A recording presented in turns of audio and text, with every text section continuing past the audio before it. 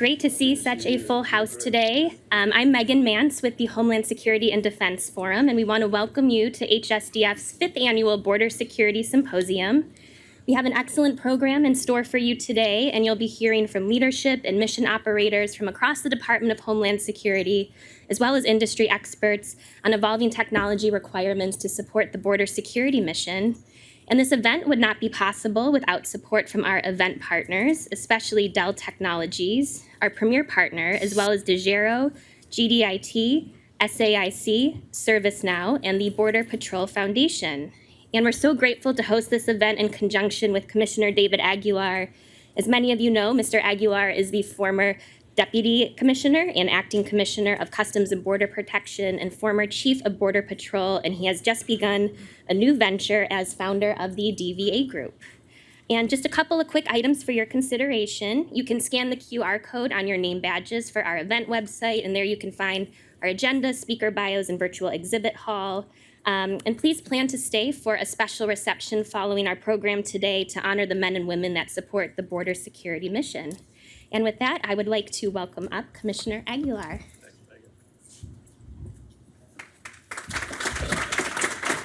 Thank you, Megan. Really appreciate it. I just wanted to take just a couple of quick moments to do some very important things here. One, first and foremost, is welcome all of you, especially those of you from industry, those of you from Congress, representing some of the representatives in the Senator's office. Critically important for all of you to hear what we're going to discuss here, especially coming from the people that are the experts, that are in the field, that are continuing to do the work that is absolutely critical to our country. And you'll hear me saying this time and time again throughout the event. We don't talk enough about what it is, the value that our men and women do for our country and our way of life. So I wanted to begin there, and then I want to do two other things, actually three. I would ask that you please turn off, as you saw me do, your cell phones, because especially as we do the next two things, I'd like to, Megan and I would like to basically kick off this morning with a Pledge of Allegiance. In fact, let's do that now.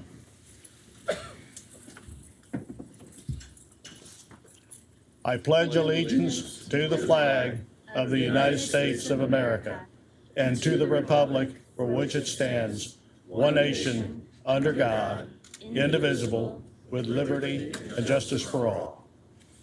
Thank you. And second is the following. We were just talking in the green room to a group of us.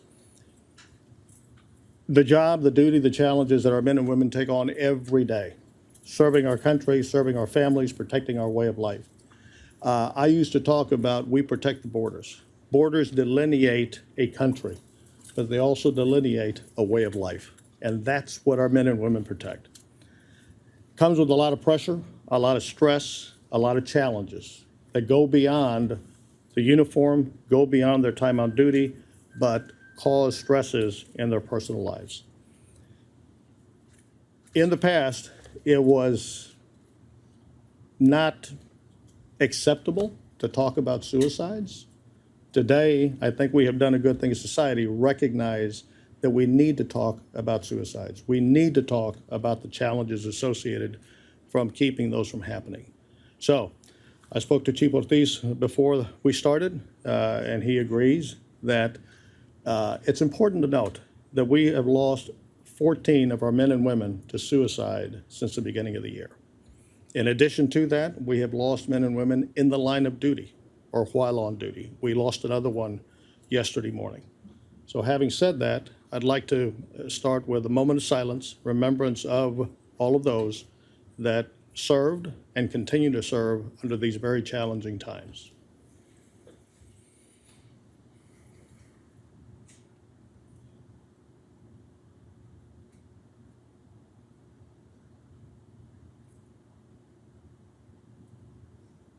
Thank you.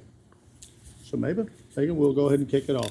Okay, I'm going to ask Chief Ortiz to come up here and join me. We're going to kick it off this morning. All right. Let's give Chief Ortiz a warm welcome.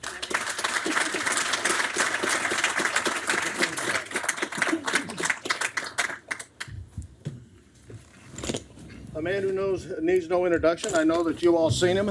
You've talked to him. You've heard from him, and it is absolutely great to have him here this morning. I've told the chief before that when I served in the position that he serves in today, it was a very difficult position to be in.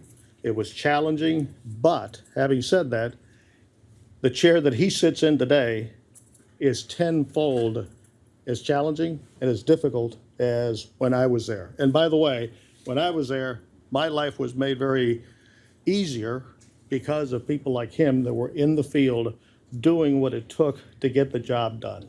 So Chief, for that, I really appreciate it. Thank you for being here with us today. It's critically important that this crowd hears from you on the challenges of requirements. And one thing I know you won't be shy about is challenging industry to help out in every opportunity that you can. So, Chief, welcome. No, thank you for having me, and it's nice to see some familiar faces, and certainly I appreciate the opportunity to come in and talk about the tremendous work that goes on out there within not just the Border Patrol, but within all of the Homeland Security enterprise, but also an opportunity to share with all of y'all our gratitude, because y'all keep leaning in.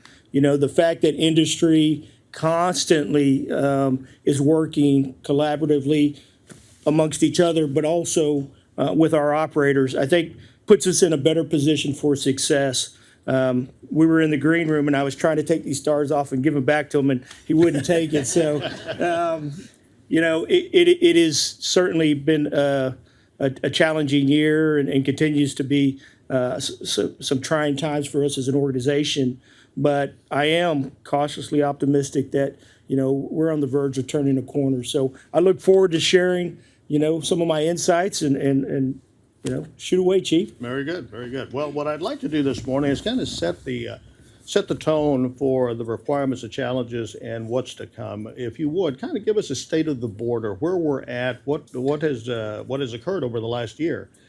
And a follow-up question I have, I think you'll expect this, is what do you expect to happen over the next couple of years, 3 years or so forth? We've got Title 42 that is going to be lifted the 21st of December, I believe. Yes, sir. I will say this, that the overwhelming numbers that we've got right now are going to get completely out of hand when that happens. Yeah. Yeah. So, please.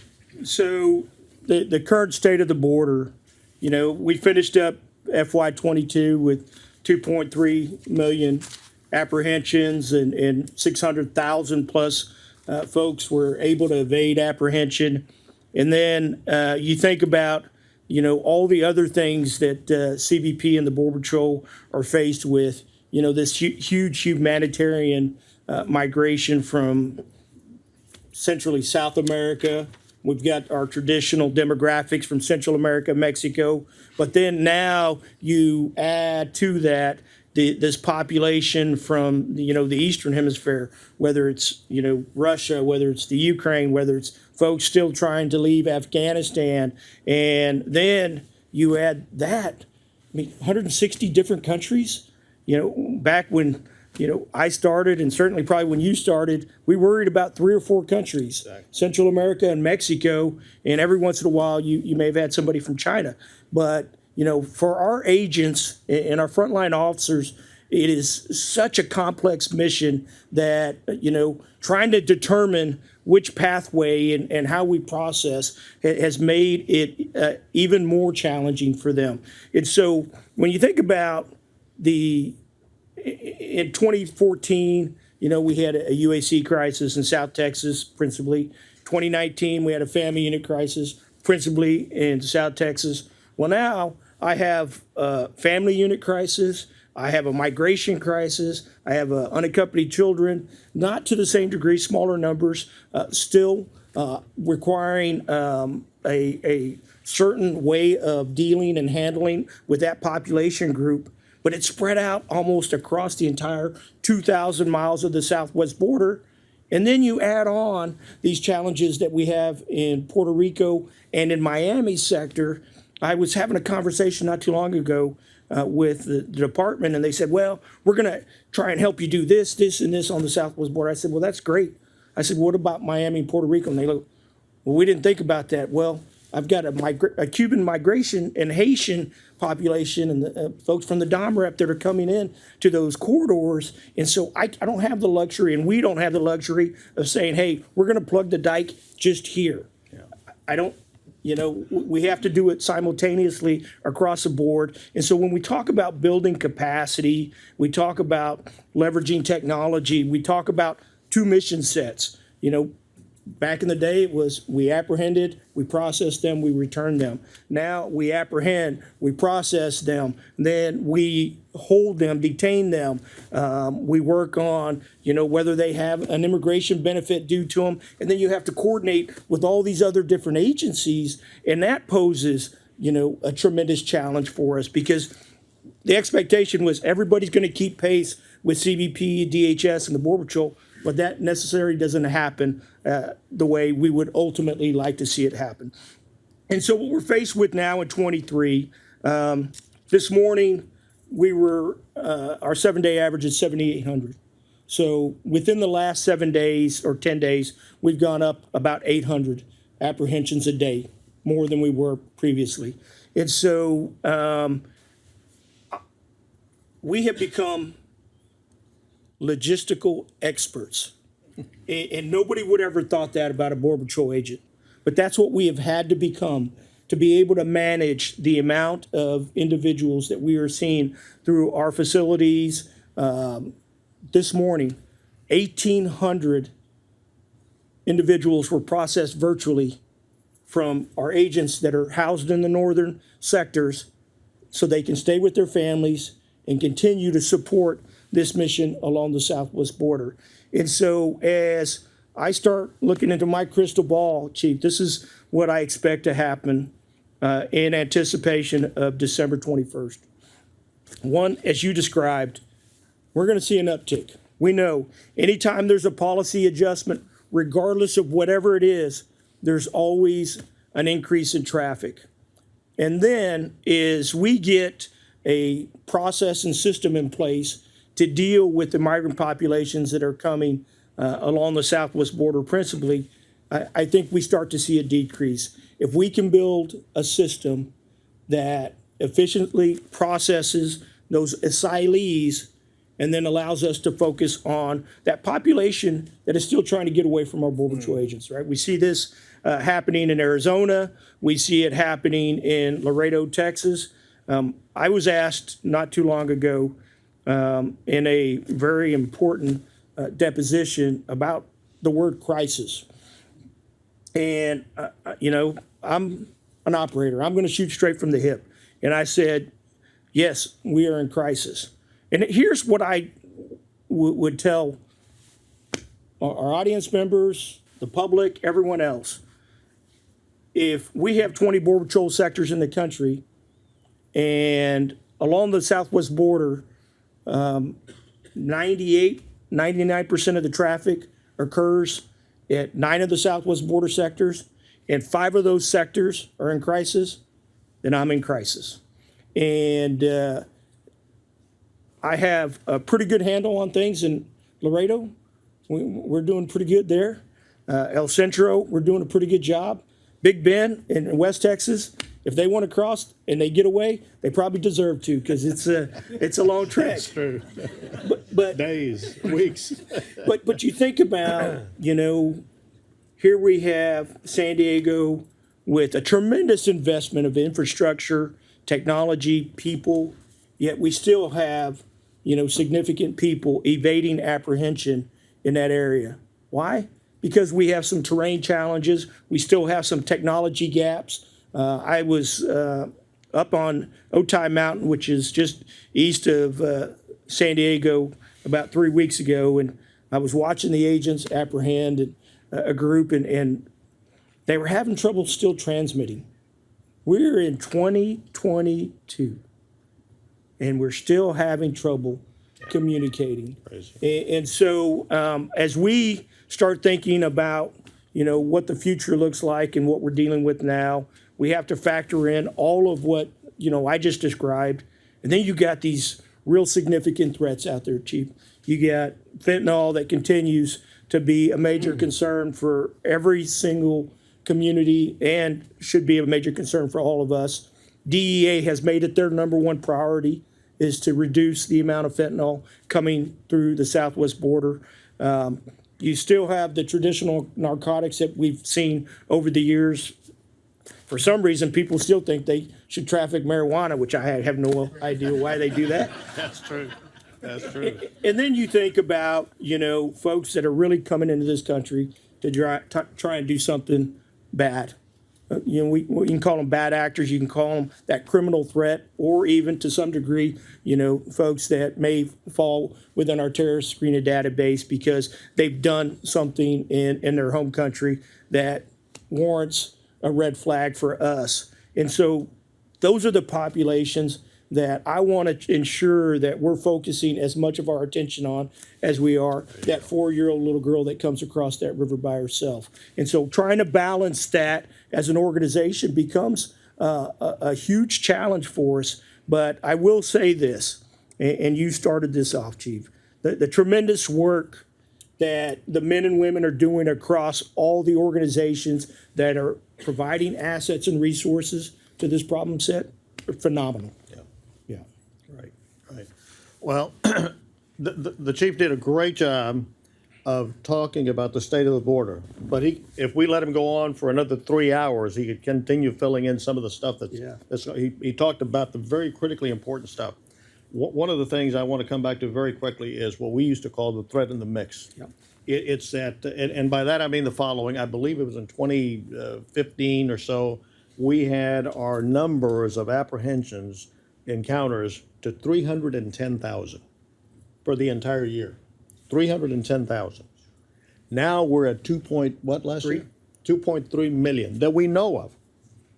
And anybody's best guess as to what got along. A lot of it we do know because of the technology and so forth. But the numbers are tremendous. But take a look at what's in the mix. That bad actor, those people looking to come in, take advantage of the situation. That is where we really need to be focused. The chief talked about the transmission, the communications. It is ungodly that we send our people out there the way that we do to these areas, and they're basically incommunicado. If they get into trouble, how do they call for help? Yeah. So it's a lot of these things that are going on. I wrote down a bunch of stuff here. I won't go into everything. But the chief talked about San Diego being what we used to refer to as a mature sector because of their infrastructure, technology, and so they still need help. They still need help. And then we have the Big Bend areas, which are kind of immature in the technology and so forth, and we have the involvement. We have 3 sets of sectors. So industry, this is where we need your help. We really need your help on helping the chief, help his men and women on all of these things that are lacking out there. Chief, you covered fentanyl, you covered some of the other stuff. One of the things that I think you and I have agreed upon historically is every time we talk about borders, we talk about illegal immigration. That seems to be the one thing that takes front and center, critically important. Critically important for men and women like us because the workload associated with that basically denigrates our ability to do anything else. So fentanyl, narcotics, weapons, cartels operating, criminal organizations, human trafficking, smuggling, all of these things continue to occur. Touch a little bit of what industry might be able to help with relative to all the other things that are happening out there. Yeah, so I had the opportunity to travel across the pond to Israel not too long ago, and we were at a event where they were showcasing some of the technology and assets that they deploy against their border environment. And, they had their robotic canine, which, we've had in and along the border area here a couple of times in a trial and test phase. And I thought, and if I could just get about 3,000 of those robotic Border Patrol agents, not canines, but Border Patrol agents, I might be able to be victorious in all of this. So for industry, there's a couple of things that are important to me and my team, and we have this conversation an awful lot, right? We still are in a position where it requires an awful lot of manpower to support the technology that we deploy out there. So any opportunity where we can use machine learning and, AI and merge all the assets that we have out there, so that way it takes less of a Border Patrol agent that typically should be out there on patrol and puts it in the hands of maybe someone who has that level of expertise and those skills to be able to operate that type of equipment certainly would be a benefit for us. Number two, we have made investments from when Chief Colburn was in and you and others, and we keep building on the infrastructure that we have out there. One of the things that we have to be mindful of is that when we do that, it should be in a way that assimilates and brings all that technology and complements, not, oh, we're building and we're adding something new to your toolkit, Chief, and so now you have to throw this away because, one, it's awfully expensive, and two, the agents are very reliant on technology to provide the situational awareness that they need. People ask me, how much confidence do I have in that 600,000 gotaways? And typically I say, you know what? Every day I get more and more confident because every day my team pushes out more surveillance technology. And so those numbers, it isn't, hey, a Border Patrol agent looking at 10 footprints. It is, hey, I can count 10 people, and then, by the way, we're going to check it with the art of what we do as Border Patrol agents.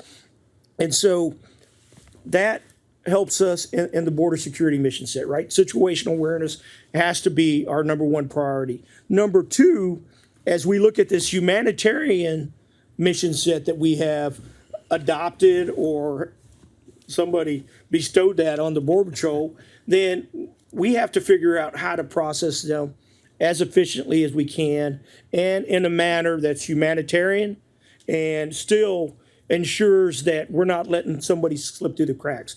So whether it's pushing biometrics down south and putting it in the hands of our partner agencies, whether it's allowing Border Patrol agents to walk around and be able to take a biometric fingerprint, okay, that person's low threat, we're going to put them in a vehicle, send them to a facility that doesn't require 50 people guarding it. We're going to process them by civilians. And, oh, this person's a high threat. He's going to go into a caged vehicle. We're going to take them to a Border Patrol facility, and we're going to set them up for prosecution and ultimately institute some sort of consequence against that individual. So as we start thinking about, how do we focus our energy, I think you really have to look at the border security enterprise as two distinct mission sets, the enforcement and interdiction aspect of it, and then the processing and everything that we do on that side of the house. And I will say this, that, Border Patrol agents,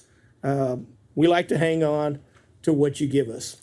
And, if I'm going to ask a Border Patrol agent to give up something, I better have something better to replace it with.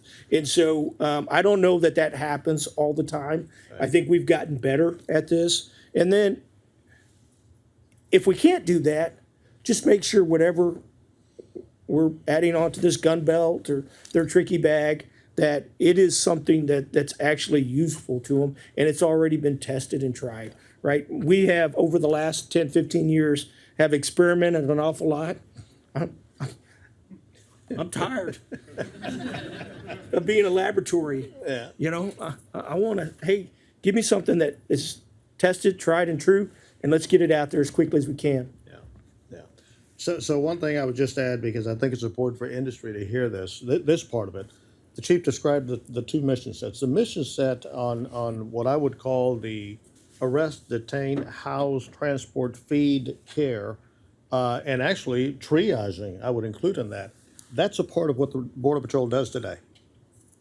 It's supposed to be in HHS's realm, but they don't have the capacity. They don't have the capability. So industry, when you're thinking about supporting the Border Patrol, it is inclusive of that, because the faster, the safer, the most efficient way that they can do that, the faster that they can turn around and get back out to do what we were meant to do, and that was not to house feed, transport feed, and care and triage. It's to be on that border. And then when they get on that border, to be supported by something that Sunil and Bernard and some of these others that are here today do very well. Provide the technology. That's a tremendous force multiplier to them. So industry, these are the things that are critically important that you need to be hearing. The issue of, I'm going to be a little predictive here, Chief, because I think it's important that that industry hears this. And if you don't agree, by the way, please let me know. But we're in a crisis stage right now. It's going to get worse. And I'll say things that I give myself license to do. Things are going to get worse once Title 42 goes. That means higher numbers, flows of people, flows of narcotics, cartels operating on the border, more weapons, more bulk cash smuggling, all of these things happening. And I use 2024 as a time frame. Regardless of who's in office, what administration or what person is in office, they're going to have to come down on the border, and maybe even before, because of the overwhelming nature of what's occurring now and what it's going to grow to. To me, that's a fact. The other fact, Chief, that you and I have talked about is that when the Border Patrol is getting the resources and we get the intestinal fortitude as a country to move forward to take that border back, these men and women are going to be the ones on the front lines. They're going to have to fight to gain that border back. And what that translates to people like me and the Chief is violence against our people is going to skyrocket. We've seen it before. We can predict this because we've lived it, Chief Colbert and others, the Chief here. So be thinking about that from an industry perspective of what's happening today, but what's coming quickly around the bend. Okay? Yeah, I would just offer up that, there's been some predictive analysis done on what we might expect after the loss of Title 42 on the 21st. And I've heard upwards of 18,000. Do I think 18,000? No, I don't. Do I think 9 or 10,000 individuals in a 24-hour period, is that a number that's probably going to be encountered out there all day long? I mean, we're already at sometimes 8,000 plus. So hitting 9,000 or 10,000 is not beyond the realm of possibility. But I will say this, every day, every single day, my team makes progress on some front, right? Whether it's deploying another AST, whether it's making or deploying more TAC devices out to our frontline personnel, whether it's, adding more processing coordinators or instituting a new module in our electronic A-file process. So as the numbers go up, we get a little bit better. Unfortunately, we're not keeping pace with the amount of traffic that we're experiencing right now. But we do, I think, have an opportunity over the next several months, I think, to show folks that if you make some investments, if we have some policy adjustments, we can turn a corner with respect to the amount of traffic that we're seeing right now on the southwest border. I do. Right. So we've got a few minutes left here, but I wanted to make sure that we cover status of infrastructure, and more importantly, than infrastructure, the so-called wall to me, is the supporting technology. Yeah. What do you see? Where are we at? What is the vision? What are the requirements? Yeah, so, I've said all along, and I'll tell just about anybody that, the system, to me, as an operator, one of the biggest opportunities is, the investment we make within the infrastructure system down along the border. And so, because if you decide to build border wall, barrier, it brings a road. And when you look at the 2,000 miles of the southwest border, I still have points along that border that Border Patrol agents have to either walk to, they have to be on horseback, or God forbid, they have to be on an ATV, which was the case just yesterday. It's so, as we think about the investment in infrastructure, we need to take that into account. And if you are building a road, what else is that road going to provide for us?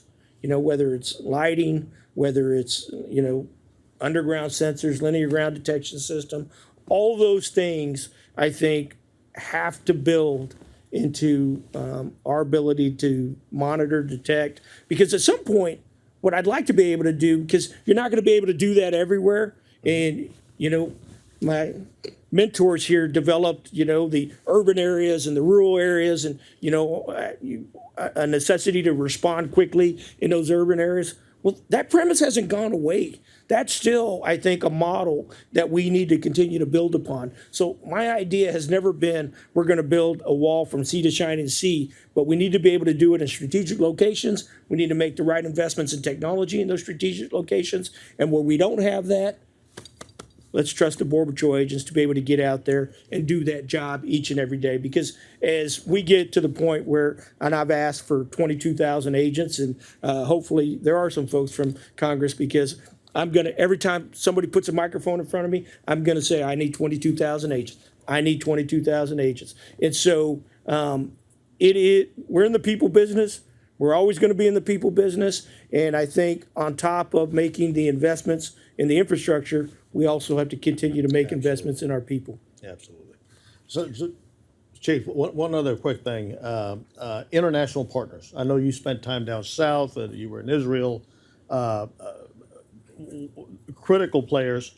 Do you see a day that we're going to get closer by way of intel we already share quite a bit, but data sharing, records, archiving, things of this nature?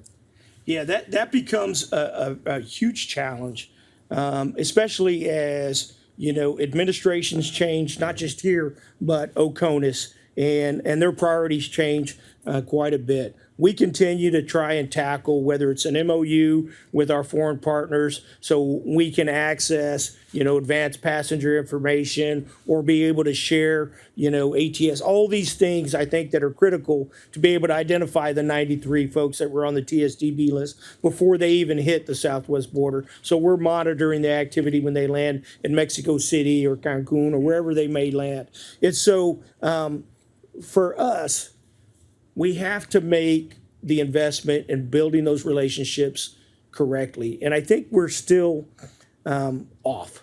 And I say we're off in the sense that, we need a partnership with the Department of State. We need a partnership within the Department of Homeland Security. And so whether it's a Border Patrol agent or an ICE agent or an FBI agent or somebody from the Department of State, when they're having a conversation with a foreign partner, they're able to say, hey, here are the things that here are priorities from the U.S. government. And is there any way we can do a better job of partnering there? And I would say yes. And so I think we're doing a pretty good job on the biometrics front. I think we need to figure out a better way to monitor the amount of traffic that we have south of us, because that is going to allow us to prepare. So I talk about agility as an organization. I need to be able to move resources. The last thing I want to see happen is another September in Del Rio where we have 16, 17,000 Haitians showing at our doorstep saying, hey, we want in. That can't be, that shouldn't happen in 2023. And under my watch, it ain't going to happen. Yeah. So this reminds me of something we talked about years ago. Agility, mobility, and flexibility. Critically important for the Border Patrol between the ports of entry. Industry, again, this is something that you need to keep in mind as you start looking at or continue looking at the support system. And Chief, the last question I'll have for you, and then I'll open it up for a question from the audience, is near term, what would you press this audience to be looking at, to be helping you with? So as technology continues to evolve, and I started the conversation off where we still have technology gaps out there and communication gaps, and when we recognize those gaps, right, we try and leverage satellite communications, which is still awfully pricey. Yeah. And my budget's not keeping pace with the cost associated with communication and data sharing and all those things. So at some point, we're going to have to be able to create a system that allows us to do this in a much more efficient way. And it doesn't have to be across all 6,000 miles of the northern border, 2,000 miles southwest border, or certainly in that maritime environment, which is a whole nother challenge that I would ask industry to think about, because I think the threats that are happening in Puerto Rico, New Orleans, and Miami, and then in our littorals is just as concerning to me as what's happening in El Paso, Texas today. And so figuring out a way to drive that cost down, and so that way it is easier for us as an organization to leverage that, right? It shouldn't just be, the Silicon Valley of the world and the tech companies that are able to take advantage of this. Law enforcement agencies also should have that at the palm of their hand. And so anything industry can do to continue to drive the cost down and make it more affordable for us. And then, I would close that on the investments in industry. We're people, and, it has to make sense to our workforce, and it has to be user friendly. And I think I still see, when I go out there that there's a bit of frustration, and I can't have 19,360 Border Patrol agents trained on 8 different things. And what we need to be able to do is say, hey, even you, Chief Ortiz, can handle this piece of equipment. There you go. Yeah. Good points. Okay, we got time for maybe one, maybe 2 questions, but anybody have any questions from the audience here? And if not, Chief, that means that you, right over here. Everybody knows in Washington, D.C. that everything is based upon funding. So has your funding increased or decreased under the Biden administration? And if so, your possible methods to acquire more funding other than emergency stopgap measures such as the Haitians down in Eagle Pass? No, that's a great question, Ben. Great to see you. For us, we have made, I think, some significant investments with respect to the humanitarian mission set. I don't know that our investments in the border security arena have kept pace with the requirements that we have. As most people know, we still have a military footprint out there that is supporting us in the tune of about 2,500 soldiers. We have, a requirement for air hours. We have a requirement for, other support from the Department of Defense. That comes at a cost. And it's a cost not just for us, but for all of the U.S. government. And so as I start having these conversations with the Hill and the appropriators, they have been very receptive. Near term, it's the long-term investments that I think we as an organization need to do a better job of qualifying. I think there's still a trust issue to some degree with members on the Hill, and of course that changes every couple of years, it seems like. And so what I have to be able to do is say, my requirements are the same regardless of whether the Democrats are in power or the Republicans are in power. My requirements are my requirements. And so to answer your question, I think we've made some significant investments. My budget is higher. It's well known. It's over $6 billion. That's a pretty big corporation any way you look at it. And so could I use 7? Yeah, I could probably use 8. But I will say that, we're in a critical time right now. We're in a CR till the 16th, and fingers crossed that even if we get into a smaller CR, that we can actually get an omnibus that will put us in a position to be able to dedicate some more resources down to the border. But it hasn't stopped us. Renard over here is pushing me to sign things every single day, and I'm like, How risky is this? He goes, just a little risk. Well, Chief, thank you very much for spending some time with us today. We know we're very, very busy, but I know that you agree it's important for these folks to hear from you and from your people, from people like Bernard and Sunil and others that are here today. So again, thank you very much. Appreciate all the work you guys are doing out there.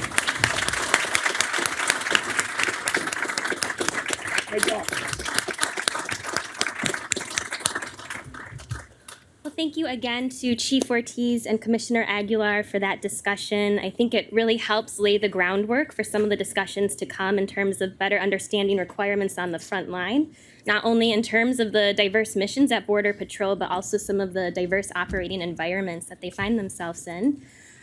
So Commissioner, I'm going to ask you to stay where you are, and we're going to bring up our next panel.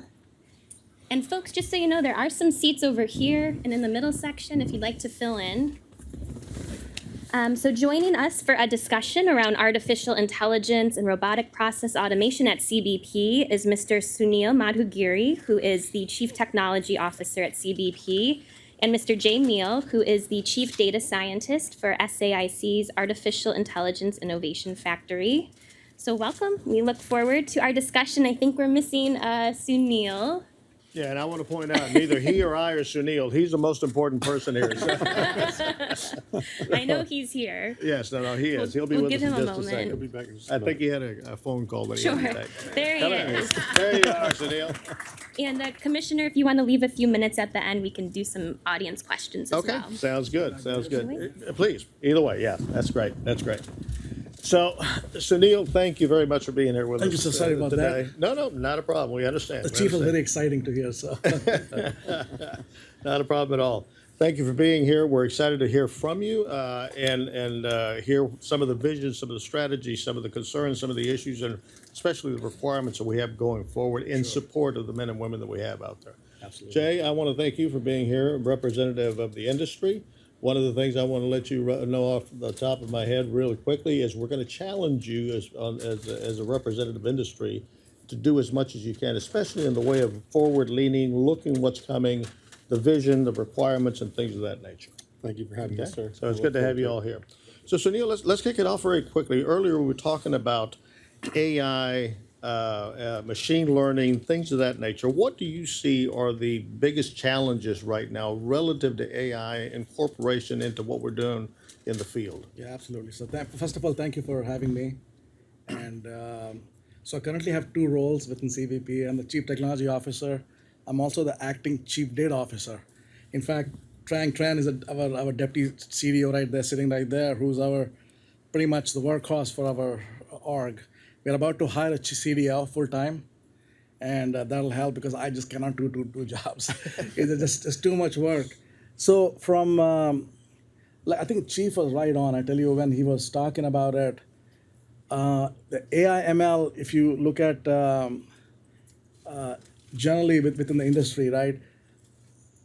Every web page you go to within the industry, they're talking about AI ML, right? I mean, I think the next thing AI ML probably start cooking dinner for you also. You know what I'm saying? So it's a highly, it's a very important subject, right? Mm-hmm.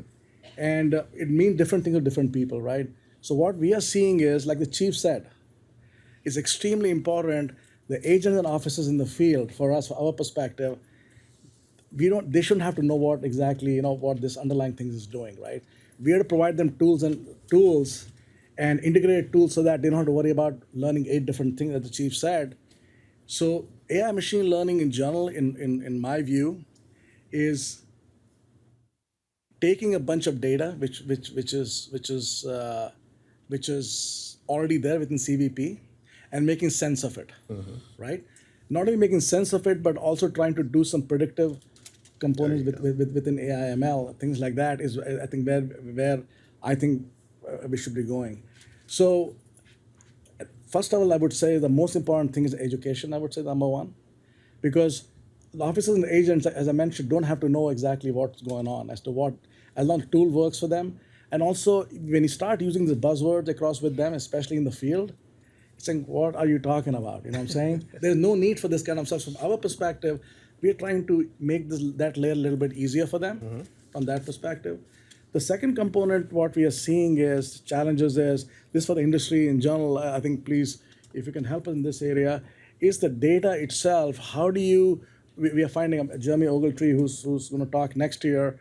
How do you take the data? How do you tag it, annotate data? It's a lot of currently the way we do it is all a very manual process, right? How do we do the next level where you automate some of these things? As you know, there are multiple ways to look at machine learning data. There are two ways generally we deal with. One is called the supervised learning.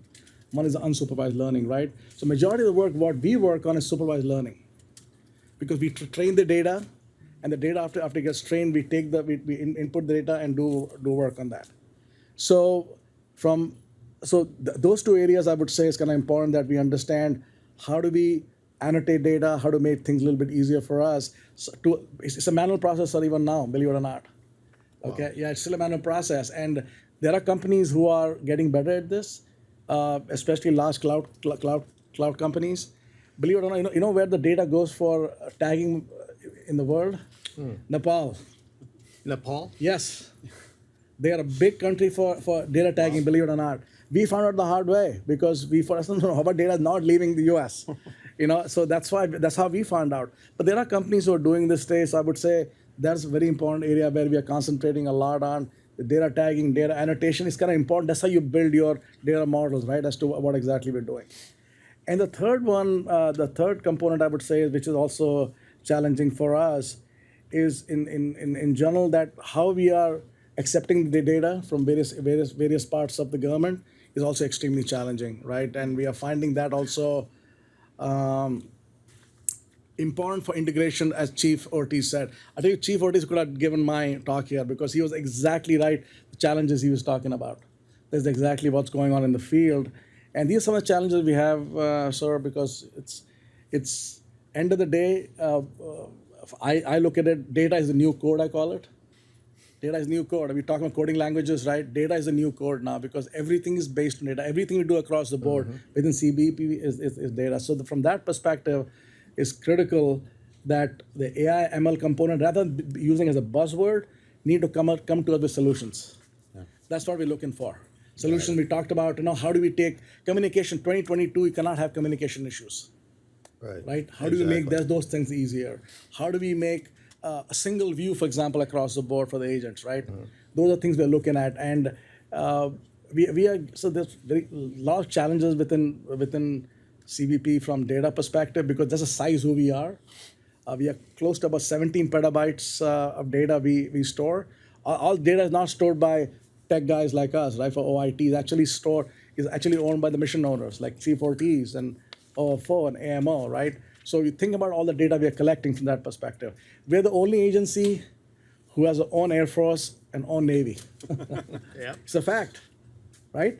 And look at the data. Earlier, we were not using some of these components before because they were doing their stuff and we were doing IT stuff. Not the case anymore, sir. The marriage between the operation technology and information technology is blurring now. It's all one now.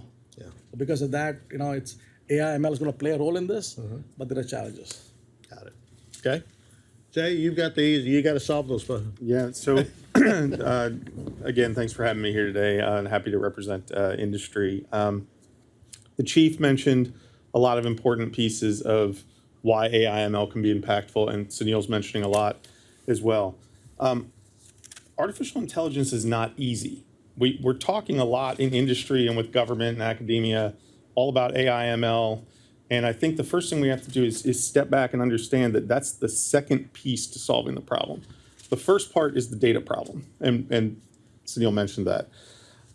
We need to make sure when any agency is undertaking these tasks and techniques to create impactful machine learning, that we do it in a way, at least we believe the most impactful way, is focused on utility and usability. So what I mean by that is, first of all, utility. What does that particular algorithm or that particular model or that particular analytic bring to the fight for the operator? What problem does it solve? So Chief mentioned adding something else to the tactical belt. Does it really solve a problem, or is it just there because it's something that we decided to do? We need to focus on the things that work in an applied setting and actually make a difference.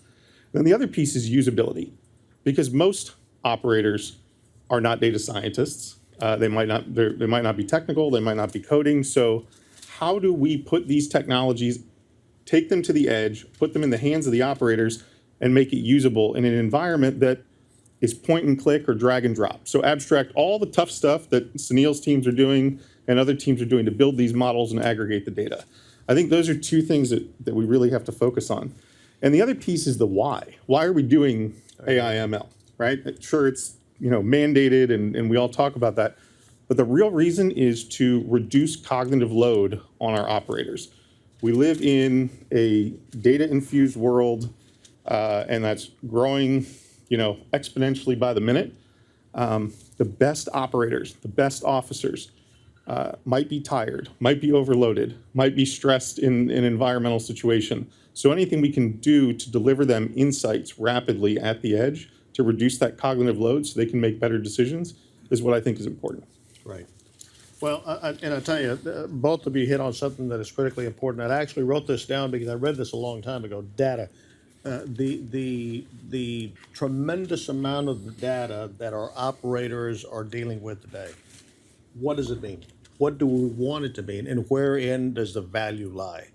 Given the velocity, the veracity, the volume, and the validation requirements in order to bring that value. Yeah. Now, I wanted to say that before asking this following question. One of the biggest challenges that we had coming together as DHS when we melded all the agencies was different ways of doing business, different computer systems, different coding. We were just completely different, tremendously different. Data, structured, unstructured, distributed data. CBP, I believe I'm correct here, is the executive agent for 28 other agencies throughout the United States government. Yeah. 28 other agencies. Yeah. Wherein lies the challenges on that data, whether it's distributed, structured, unstructured, or whatever else descriptive there is out there? So I think the way I like to answer that is you're 100% correct, right? We are ingesting data for every format possible now, right?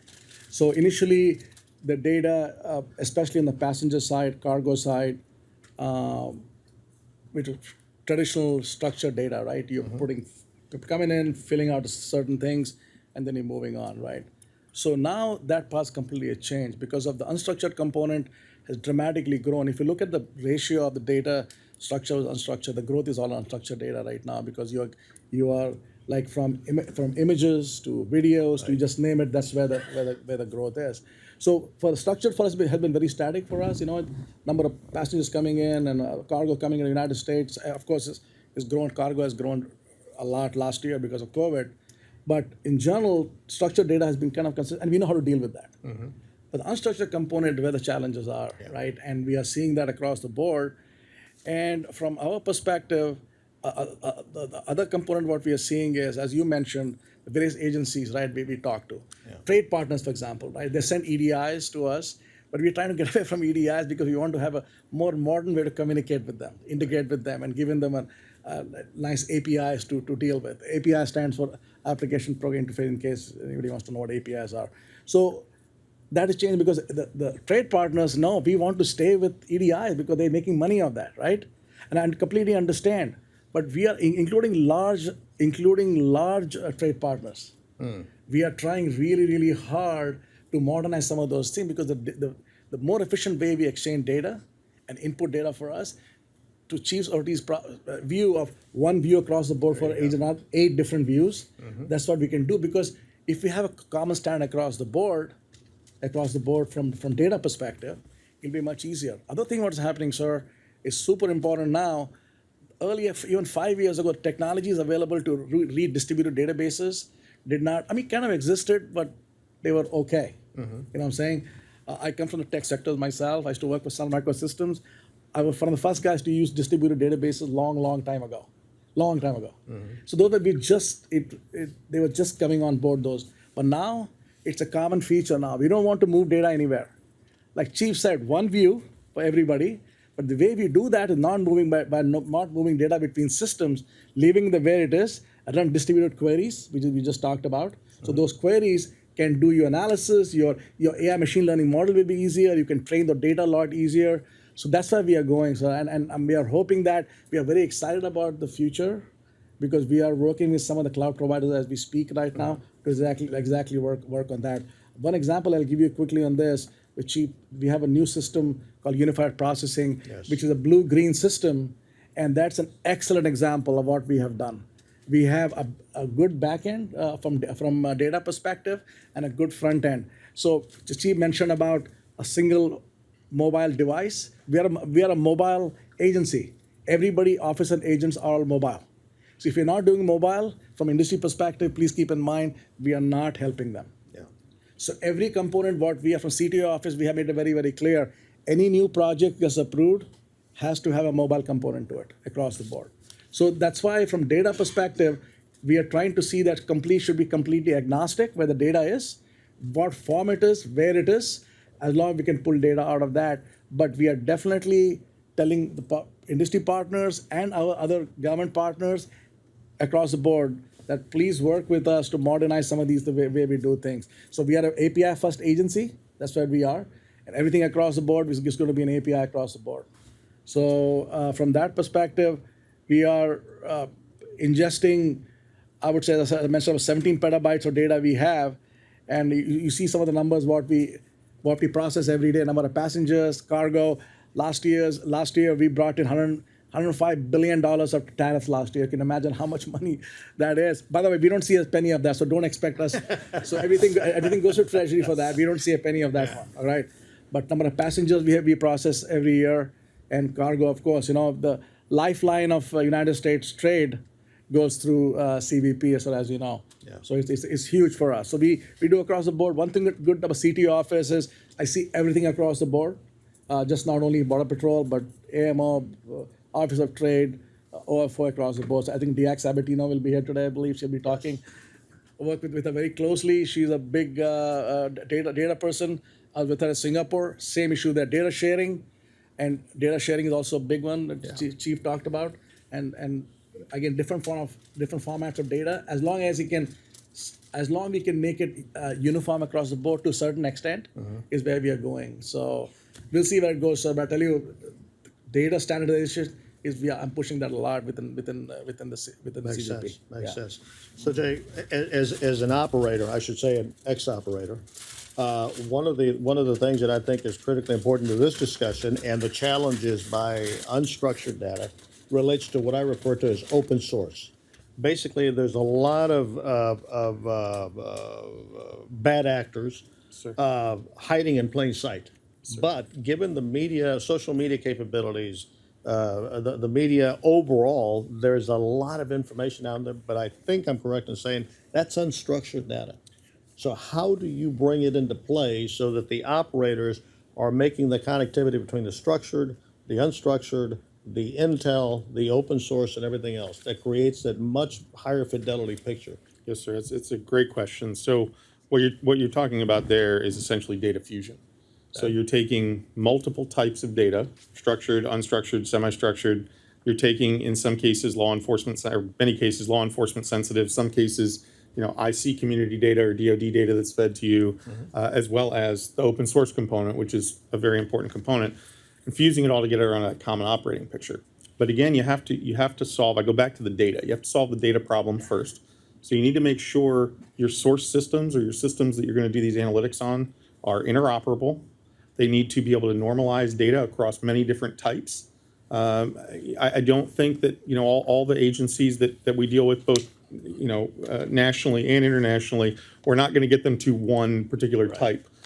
So it's about making sure that we can extract information from all of those different types. So be agnostic to that, have an open architecture, and then be able to fuse that data and then use analytics. So I have the pleasure of working across Homeland Security, the DoD, the intelligence community, and everyone is looking for that same fusion technology. Everyone is looking for that magic bullet to be able to take all this data, fuse it together, and create some type of course of action recommendation or decision support, whatever that might be. And I think the way you get there is first having a robust data ingest pipeline, a way to accept all of the data, and a way to secure and protect all of that data. And then I think one of the things we're finding a lot of utility with is moving towards attribute-based access controls, which is something that not a lot of people have been talking about yet, but it's more and more. So Would you repeat that again? What is it? attribute-based access controls. So moving to a data-centric architecture where each data object itself is tagged at its finest granular level with information about what that data is, so that it can be disseminated easier and more appropriately across multiple networks. So for example, a DoD or intelligence community example, let's say they have some pertinent information to something happening in, a border region, and they want to share information, or you would want them to share information with you. Very often, I would imagine it's hard to get some of that information because the intelligence community is protecting sources and methods, or they're protecting different types of tradecraft that's very sensitive to them. By tagging this data at that finest granular level, they can choose on that data object what to share and what not to share. And they can pass that information faster between organizations or agencies. And I think that is where data is headed in the future if we all want to reach data centricity, where we're focusing on enriching data and data fidelity. And then you need things like governance, and you need auditability, and you need to understand source authority. So really, whatever systems you're using to build these fusion technologies, you need to be able to trace back. So I came out of the IC, and everything is about, that's great that you can put a dot on my map. Prove it to me. Prove to me that that's The validation. what it is. Validate it for me. Tell me where that data came from, all the way back to that original source. And I think that's very important going forward. That's going to go a long way in things like eliminating bias, creating greater confidence in the actual AI ML models that are out there, and towards explainability and interpretability of how these computer algorithms are making decisions overall. Okay, very good. Sunil, can I just add one Please, thing to that? please. Is that, see, this is where, the challenges that we are seeing. I think Jay is 100% correct. Some of the data quality and how we ingest data is super important, right? But the challenge is, like traditional way, what we've been doing before for a long time, that's completely changing, right? The edge computing for us, especially in CBP side, has completely changed the way we do business, right? I mean, Chief was talking about how we are ingesting data, and data is in a different format, which we just talked about, right? It's not only that, right? The AI machine learning, the topic is AI machine learning in general. What we are finding is, its challenges, where do we process the AI machine learning models, right? Do we do it at the edge? Do we bring it in? This is a everyday discussion with us, right? But here's what has changed, right? The cloud companies now are providing that kind of options, providing options to us. From industry perspective, please look at that. Those are the solutions we want to bring, not a piece of, hey, this is what is there, we can integrate with this. No, the whole solution from end to end, what it look like for us, where we are capturing a picture or image within the southwest border or somewhere else. What happens, the whole life cycle of the data is what we are interested in, right? This is where we need help. How do we bring it in? We have done some recent POCs. XT Singleton is here. We have done some POC with his team recently. Some pretty interesting work, and we have found some interesting use cases because of that, right? The reason we're able to do that is the partnership again on the industry side, right? So, and also working with our operators from the Border Patrol side. So we want to continue doing that, and that's where I think is everything is going right now. Right. So I was going to wait a little longer to ask this question, but both of you have talked to it. And Sunil, you started off by mobile. Yes, sir. If industry's looking at supporting CBP, mobility is absolutely critical. 2, edge computing. Yes, sir. Edge computing, that is critically important, especially by the type of work that the operators do. So edge computing right now is basically what is evolving, moving forward. Let me take it to the extreme mobile edge computing, whereby in a endpoint, we have the ability to actually to integrate, correlate, assess, aggregate, observe, orient, decide, and act in that endpoint, okay? Is it possible? I know the answer to that, but I want to hear it from you. Is it possible? And by the way, the answer is, I think, yes. How far away are we from it? Yeah. And security related to that. Zero trust architecture and everything else that we're talking about. Absolutely. So, Sunil? So 100%, it's a great question, sir. And the thing is, Technically, absolutely, right, possible, right? So I think where the challenges are, it is with respect to data sharing, who can share with what. There you go. Right? And some of the access control we talked about earlier, right? So I think technically we can do this. There's no question about that. But end of the day, within CBP itself, we have sometimes challenges sharing data, right? Let alone from other agencies and even foreign partner countries, right? But devices are there, and these mobile devices we have these days, attack device, what Chief mentioned, we use that a lot, and it's growing in it's growing as to what we can do with that. And again, the whole point is sort of that trying to give single view Right. to the end user, right? See, reporting a thing, you shouldn't have to worry about that as long as they're inputting something in the one place. I was at one of the posts, and there was an apprehension. I was there, and we used this new unified processing mobile device. It's called mobile intake. Within 5 seconds, we came to know where the person is from, and the history. 5 secones. Yeah. So very impressive, and our agents and officers, they're so professional. They do such a good job. I was proud to be a CBP employee that day. Right. Good stuff. Yeah. Good stuff. Jay, you want to add anything to that? Yeah, so I would absolutely agree. The technology is there. I think in order to go faster and to innovate more, we need to start looking at policy. There are a lot of policy issues that prevent, as Sunil was saying, in some cases, data sharing. There's also lots of considerations around, privacy and human rights, and there's a lot of issues with AI/ML. It's associated with the term bias all the time. So there's folks who are wary of these technologies, and I think sometimes that inhibits our ability to complete a mission or solve a mission. Right. So I will tell you that I've worked with teams that have wearable computers where they have essentially a heads-up display, and they can do passive interrogation and look at things like people's microexpressions to determine whether they're being deceptive, or look at a crowd of people and determine if someone is, printing or carrying a weapon underneath their shirt.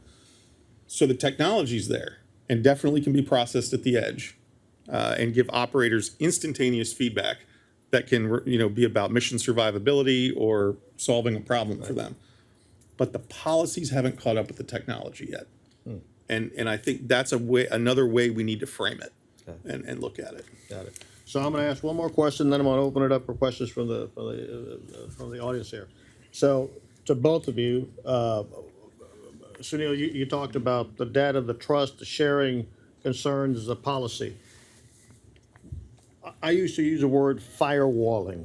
Now I think the term of art is actually zero trust architecture. Yes, sir, yeah. Zero trust architecture in the situation that we're at now, the MAC, the mobile edge computing, and especially on the extreme mobile edge computing is going to be critically important. Yeah. Where are we on that? So CBP is, I'm happy to announce, zero trust is part and parcel of what we do on a daily basis. See, zero trust has always been there. From tech perspective, I've been doing this for a long time. It's always been there, right? It has changed.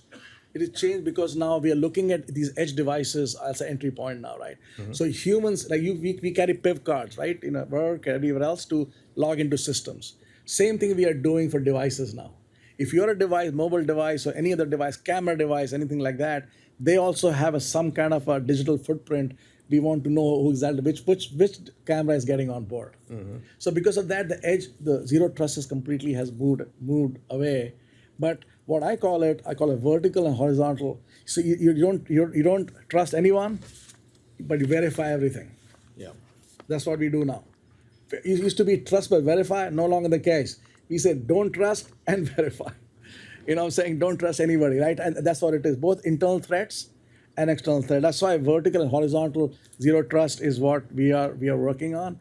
There are multiple companies we work with. I'm not sure if you guys were on we had the industry day we had last week for ESB, Enterprise Small Business. So please, if you guys are small businesses talking to, please do look at that, because we are looking at upcoming next generation companies to work with us. Okay. Jack? So so Jay's view of the world, we get to zero trust by doing three things: protecting the data at rest, protecting the data in transit or the data in motion, and protecting the data in use. And so that's really the triad for zero trust. And then having systems and tools in order to cross-reference and check anyone who's trying to access that data. The good news is we talked earlier about the attribute-based access controls. That gives you a zero trust foundation. Got it. Because you are able to protect every query going into any particular system and take that query, run your analysis on it, but then check before that response goes out to whoever it's going out to against identity, credentialing, access management systems that are already in place to say, does this person have the credentialing, the need to know, the read-in, whatever it might be, to access that particular piece of data? And if they don't, that data is redacted from whatever response they're going to get from those queries. So I think industry and our government partners have mostly solved data at rest. I think data in motion is also, they're doing a great job solving that. And data in use, that's that other piece.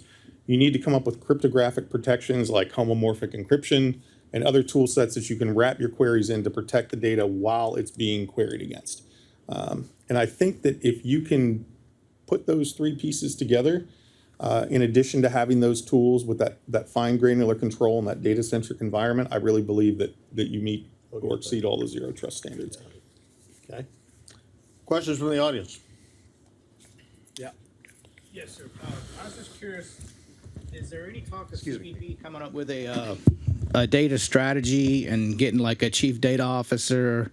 And then I was wondering if you could talk about specific problem sets with machine learning AI you want to focus on, and then if you could also touch on how you would access that data. Would it be like a sandbox, a DevOps space? And Sure. I know that's a lot, but No. I think I first the answer to your first question, yes and yes, right? Because we are getting a CDO. We have actually we have made a selection. We are just waiting for a few more signatures, and the deputy CDO sitting right next to you there, Trang Tran. So she is she's my right hand, doing a lot of CDO work right now. From AI ML perspective, we have Jeremy Ogletree there, the director of the Invent team, work very closely with them. We have created what is called Center of Innovation for AI ML. It runs under the CTO office. We are partnered with Jeremy. Jeremy's an awesome guy. He gives me a lot of money, so I have to be very nice to him all the time. So Jeremy is an awesome partner, and we work with him very closely. So from data AIML perspective, as I mentioned, right? So we are trying to figure out what makes sense where, right? The problem, what happens is a lot of agencies, including CBP, we try and boil the ocean, right? So we are trying to take these pieces at a time. Which project makes sense, right? I'll give an example. This is a known thing. It's called non-intrusive inspection, NII. So what we are looking at, when trucks coming in the United States, what do we do with that, right? I mean, so there are certain AI ML algorithms you can run through that to take advantage of technologies available right now, right? That'll be a great example. The other example, wherever data is involved, wherever data is involved, you can have some kind of AI machine learning component. Like Chief said, just because you're doing something doesn't mean everything is AI machine learning. May not be required, right? If you predictive stuff you're doing in certain cases. We do have a data strategy which we just published about 6 months back. It's an official document signed by our current commissioner, who used to be deputy commissioner those days, and it's an official document. So that document we are taking across all of CVP and enforcing that. Because the one thing I have is a power of purse. I don't sign things off if you're not compliance. That I have. Yeah. So because of that uniformity, I know, like Jay mentioned, all data you ingest is very tough to get exactly the same. But there's certain open standards available, right? In every standard, there's open standards. As long as you meet those standards, I think it'll make life for everybody. End of the day, I told my team, only the one thing matters: the agents and officers in the field. If we're not helping them, we're not doing our jobs. Mm-hmm. I agree. So one more question very quickly, and we have to go. Go ahead. I'm already getting the hook over here.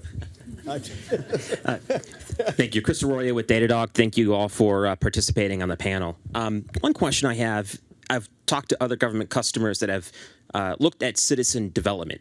In regards to AI and ML, are you thinking about perhaps citizen development in the context of algorithms and contributing to the agency? Thank you.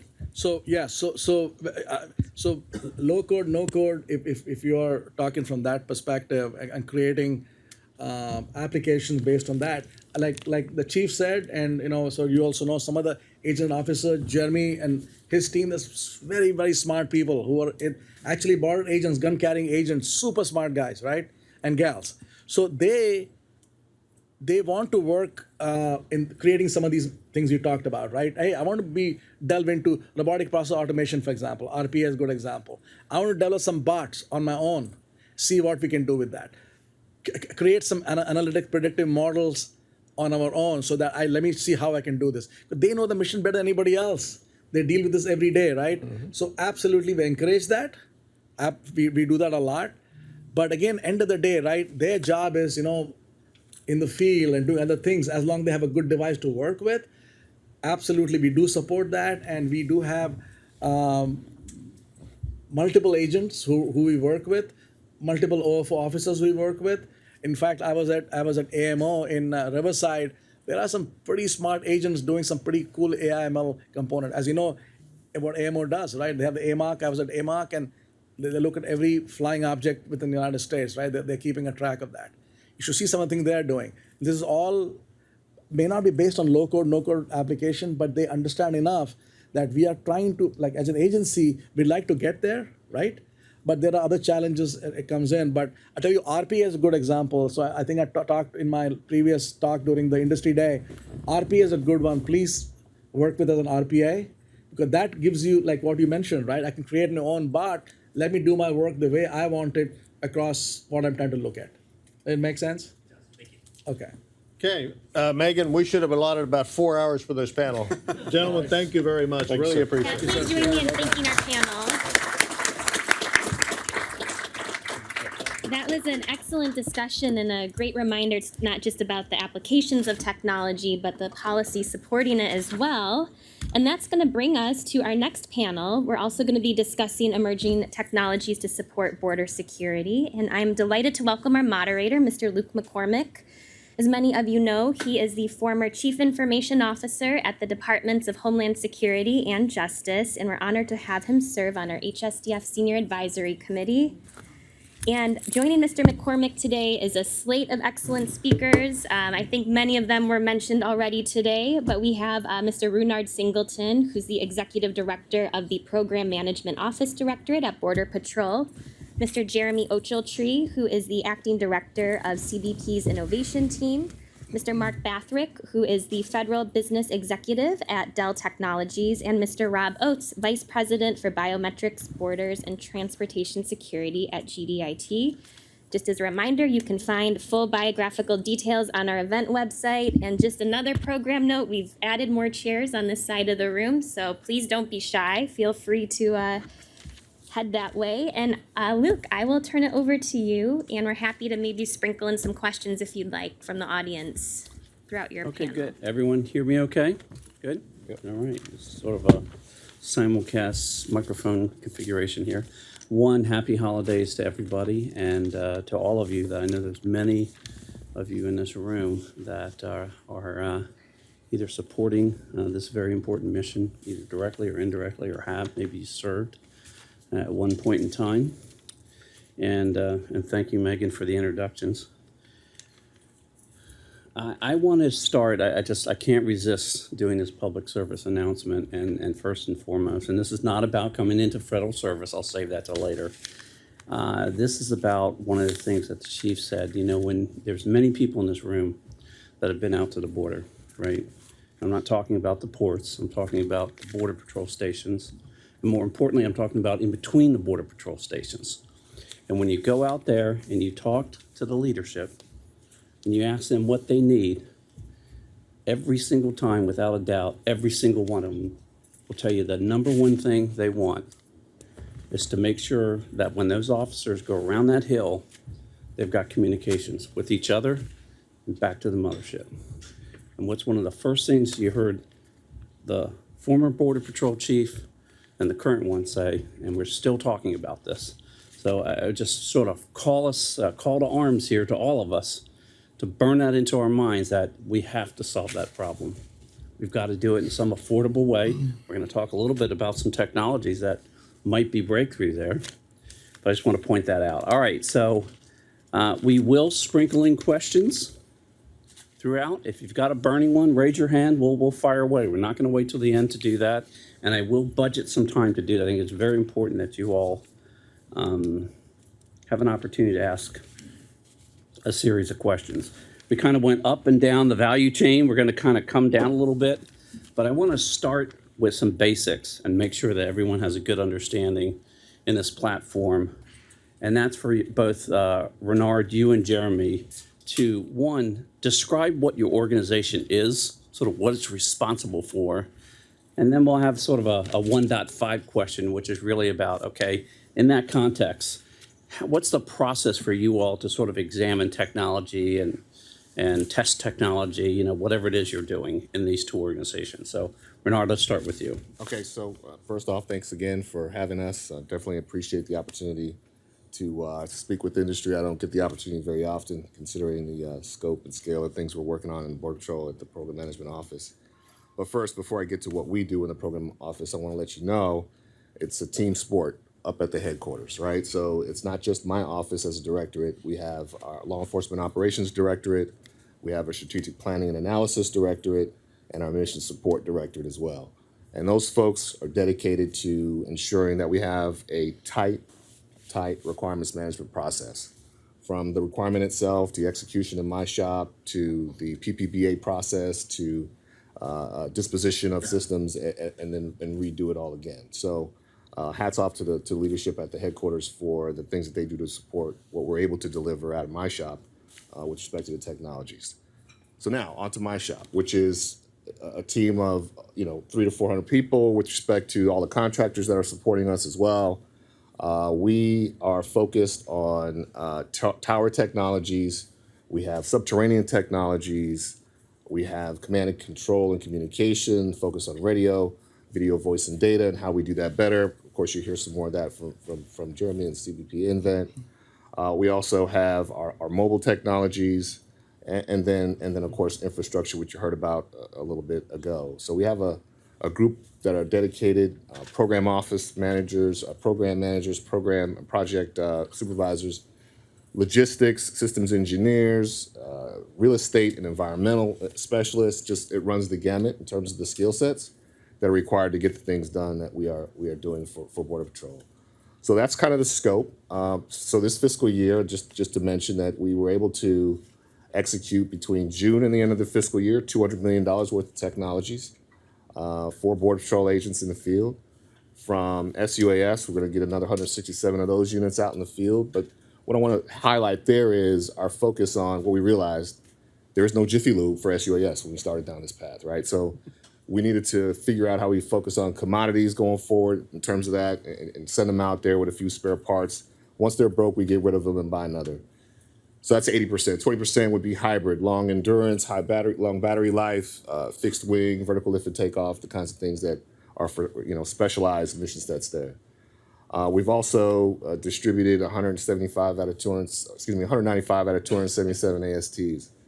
The most towers in a long time that have ever been deployed in terms of our ability to get those on a very small footprint. So that's a huge win for Border Patrol in terms of the autonomous world. We're also looking at linear ground detection systems. We've got 140 miles out there today, and we just got approved to do another 500 on top of that. So that's going to be key when you look at that strand and those 20 strands inside that fiber. We're going to use a couple for sensing and comms, and that's going to be a real big game changer, I think, once we start to move that data across the border in a big way. So this is just some highlights for you in terms of what we're focused on, how our office is structured, and then we can get into some of the other questions as we go along. I appreciate that. Jeremy, same question. So what does the office do? And then we'll get a little bit deeper into sort of how you do it, but let's just talk about what the breadth of the responsibility of the office is, and maybe a little bit of how you two interact with each other. Sure, right? sure. No, I appreciate that, and please bear with me. I'm a little bit hoarse today. So first and foremost, it's super humbling to be here amongst colleagues and leaders and former leaders, people that have recently retired. I've seen some faces that I haven't seen in a while. So again, super humbling to be here. I appreciate the opportunity. So the CBP Innovation Team is located in the Office of the Commissioner within CBP. I had a supervisor at one time that told me that if you can't put your job on a bumper sticker, then you really don't understand what it is that you do. So this is the bumper sticker for my team. There is a little bit of buzzword bingo, so bear with me. But our team identifies, adapts, and delivers disruptive, commercially available technologies to maximize mission impact. Right. So what does that mean? First and foremost, the decisions that my team make, principally the things that we do, they have to make the frontline personnel safer and more effective. I know it's been brought up a couple times this morning, but it's a solemn reminder that we lost a Border Patrol agent yesterday, and we lost an AMO agent to gunfire a few weeks ago. So those are the types of things that motivate the decision-making processes on our team, and it's a constant reminder. I make it a constant reminder to our team. Some of them aren't law enforcement officers like I am. I'm a 20-year Border Patrol agent by day. So that's very important. And this next bullet is important as well. Absolute focus on integrating solutions into the CBP enterprise. And since industry is here, I'll emphasize the word integrating. Probably more to talk about there, but that's really, really important that we're able to do meaningful integrations and not continue to have stovepiped proprietary, that doesn't help. That doesn't help. This panel is about tech convergence. Being able to converge technology requires meaningful integration. Our mandate is speed. We want to deploy something in an operationally relevant, pilot quantity in 0 to 18 months. We think by government standards, that's a pretty quick turnaround to get something in the hands of an end user. And then lastly, we are not program owners. That's more Mr. Singleton's job, that he owns the acquisition programs of record. We will bring in, innovation projects and try to turn it into something, tweak some knobs to meet a mission need, and ultimately transition it out to a program of record or a new business owner. And there's more behind that as well, but that's ultimately our goal. So there's a few core elements I would say to the let's call it the CBP Invent model, and it always starts for me with a customer and a problem, right? So we often talk about for the requirements process, operational requirements, and those things mean something within the acquisition framework. For my team, it's much more often about, we have conversations with leadership, the entire spectrum of CBP down to frontline personnel. We talked about what are the wicked problems that are absolutely stealing your lunch, and what are the urgent, compelling mission needs, because that's where innovation resides. I would argue. I'm not saying you can't innovate in other areas, but as it relates to our limited manpower and the problems that they're encountering, those are the things that we want to focus our innovation efforts on.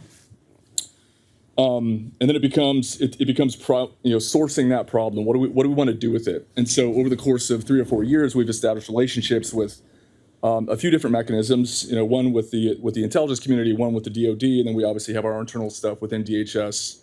Science and technology, the Silicon Valley Innovation Program, things that are just organically available to us as members of DHS, and then there's unique contracting authorities. So there's a lot of different ways we can source these things. The different mechanisms that I mentioned, each of them are kind of good at certain things, and so we've got a nice, I would say, menu of ways to source some of these problems.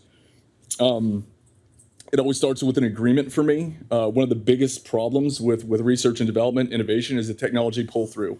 It's easy to start. It's really, really hard to finish and transition it and make it something lasting and impactful. So we always start with what we'll call a transition or a customer agreement, and that basically says we're going to work this together. And as part of that agreement, I'm going to fund a limited scope pilot deployment of a thing. We're going to iteratively develop it. If it goes well, I'll pay for a low-rate initial production or some type of modest expansion. And if that goes well, I'm going to pay for 2 years of bridge O&S so you can get this into your budgetary cycles and you can pay for it yourself. And I would argue that's the piece that's missing in a lot of this type of circle. I was innovation R&D, right? So trying to help them bridge that valley of death, huge deal. And then again, I think the bread and butter of what my team does is this iterative capability development. We will get a capability in-house via whatever mechanism it is, develop a statement of work, and then start working with that company to get to that end state. And then again, we want to transition out. If you just indulge me a couple more seconds, I'll be done with my intro. I don't want to suck all the air up in the room here. That's okay, because I already got 3 questions. So what does that mean? Primarily, not exclusively, but primarily, we work with VC-backed startups, and there's a reason for that. I looked it up yesterday in preparation for the panel, but in 2021, just in the United States alone, there was $333 billion of venture capital fund invested in the United States, the most ever, more than twice the year before that. There's a little bit of a downturn here in 2022, but it's forecasted to still be around $200 billion worth of investment in 2022, which still, even though it's on a downtrend, would make it the second largest amount in history. So we would be foolish to not kind of draft off that dynamic, right? So estimates go anywhere from 14 to 1 to 18 to 1, every one of my government dollars to a VC dollar, right? So we're able to leverage a significant amount of investment in the startup community. Focus areas, should I keep going, or do you want to? Well, why don't you hold for just a minute? I'm going to hold for a And second. I need a breath anyway. I'm going to ask you to make sure that somebody gives us a 10-minute warning, so I just kind of know that, because I can see us kind of getting on a roll here. I guess for clarity for the audience, one is, Renard, I guess you're really focused on the Border Patrol portfolio, right? And you're focused on all of the mission sets inside of CBP, correct? That's correct. So Okay, just want to make sure I had that right, just so everyone kind of understands that. Number one. Number two, I guess for you is, how does that, since we kind of got into 1.5, how does that handoff or that relationship work between what you're doing while you're sort of bringing this thing out of the petri dish, getting it to a point where it's could potentially be operationalized, and then what's that relationship with Renard's organization? Yeah, great question, and it differs depending on the component and the type of relationship. It just so happens that the relationship that we have with the Border Patrol is incredibly strong. And in fact, the linkages go back to when the team was set up in 2018. Yeah, it was I recall. it was Border Patrol driven at the time, and I'm thankful to say that we've been able to expand to the vast reaches of CBP, which is awesome. And there's as everyone here knows, the mission space that the CBP covers is crazy diverse. But we've actually got an MOU that we just formalized within the last couple months, where Mr. Singleton and our shop, have a more let's say formalized agreement that things will come in, and we will work as a kind of a tech pipeline on certain things, and the things that work. And there's a whole conversation that can be had about risk acceptance and some of the calculus that goes into those decision processes. Not everything is a success, right? But the things that do work and do add value to the mission, we've got a pipeline here, and there's kind of an expectation that when we come to him with something, it's at a certain state of readiness. So I think it was, the chief mentioned earlier, I don't need another thing, or so yeah. Right, it's at a state of readiness. It's something that was a problem set that was brought in from the operators, and you now got it to a point where you've sort of shaken it down. I'm trying to anticipate some of these questions. What about the priorities, right? You got Air and Marine, you got field operations, you got Border Patrol, lots of different technologies, all kinds of problem sets. How do you rack and stack that? Who makes those decisions? Again, it kind of depends, but it depends on the component, and then I it see also the smiles over yeah. there. No. There's lots of inputs. I think lots of inputs. lots I of understand inputs. that, but I mean, just generally, right? We're trying to understand. No. A lot of it is a lot Can't of it. do it all. So I would say, can I, if I may, Please. the sector chiefs, the stations, they have a voice here. So we're getting the feedback from the agents on the ground. When we stood up the program management office in Border Patrol back in 2017, we were focused on ensuring that Border Patrol agents were in our office, a part of our decision-making process, understanding the acquisition lifecycle framework, understanding the acquisition process in terms of how do we connect with the external partners, whether that be S&T, DHS PARM, or any of these other offices that impact our lives with respect to how we do these acquisitions. And they're taking that back to the field in a huge way. I think we've had probably over 80 agents coming through our office at this point. Some are now permanent. And I think that's been huge for us to understand how the operators need to respond to the threat that they have and how to keep them secure and safe. So that's a huge part of what goes on in the requirements management process in terms of the Strategic Planning Analysis Directorate, which is also connected in a major way with CBP Invent Office in terms of what they go off and experiment with in terms of proofs of concepts or pilots. So I just wanted to make that point as well. Okay, and I'm just going to bump on that one more time if I can. Sure. Sounds great. I'm Mr. Port Director, and I'm really looking for that, version 3.0 license plate reader that I was promised a year ago. So how does that happen as far as between the different operational entities? Is it, who has the highest priority requirement, and again, who sets that priority, who's got the money, Yep. who's got the great idea, all of the above? Yep, fair question. So yeah, again, to the point of lots of input. Sometimes it is, it's a conversation that we have with Mr. Miller, and this is a thing that we need to focus on. And just so they know, Mr. Miller is Mr. Miller's the acting commissioner, or it's Mr. Chief Ortiz, or it's another executive assistant commissioner or whatever. So we try to have it's less frequent than I would like, but we try to at least 2 to 4 times a year sit down with each of the agency heads for each of the components of CBP and have the question, in addition to these are the things that we're working on for you, but what are the wicked problems? What's keeping you up at night? What can we try to help you with? And we get feedback that way. We also do an annual, just for one of the mechanisms that we work with. It is a foundational principle. Once a year, we need a problem set, right? So can't solve a problem unless you know what you're focused on. So that's the first piece for us every year. We have a running list. These are the the urgent and compelling mission needs that we have for CBP. So in a way, those have been prioritized, and that's a bottom up process, right? We send that out and we get feedback from the entire agency from the top to the bottom, right? And then if I'm being completely honest, in terms of innovation, sometimes it's entirely driven on an operational environment, right? Like if I need to do something that involves a maritime environment, there's a short list of places I can go. And we also try to establish relationships in the field that we'll call innovation hubs that will work with us and act as our counterparts in the field to help with this innovation journey. So we have end users participating in the data collection, participating in the testing events, facilitating field visits with companies so they can get out and they can see the operational environments, because that's super important too.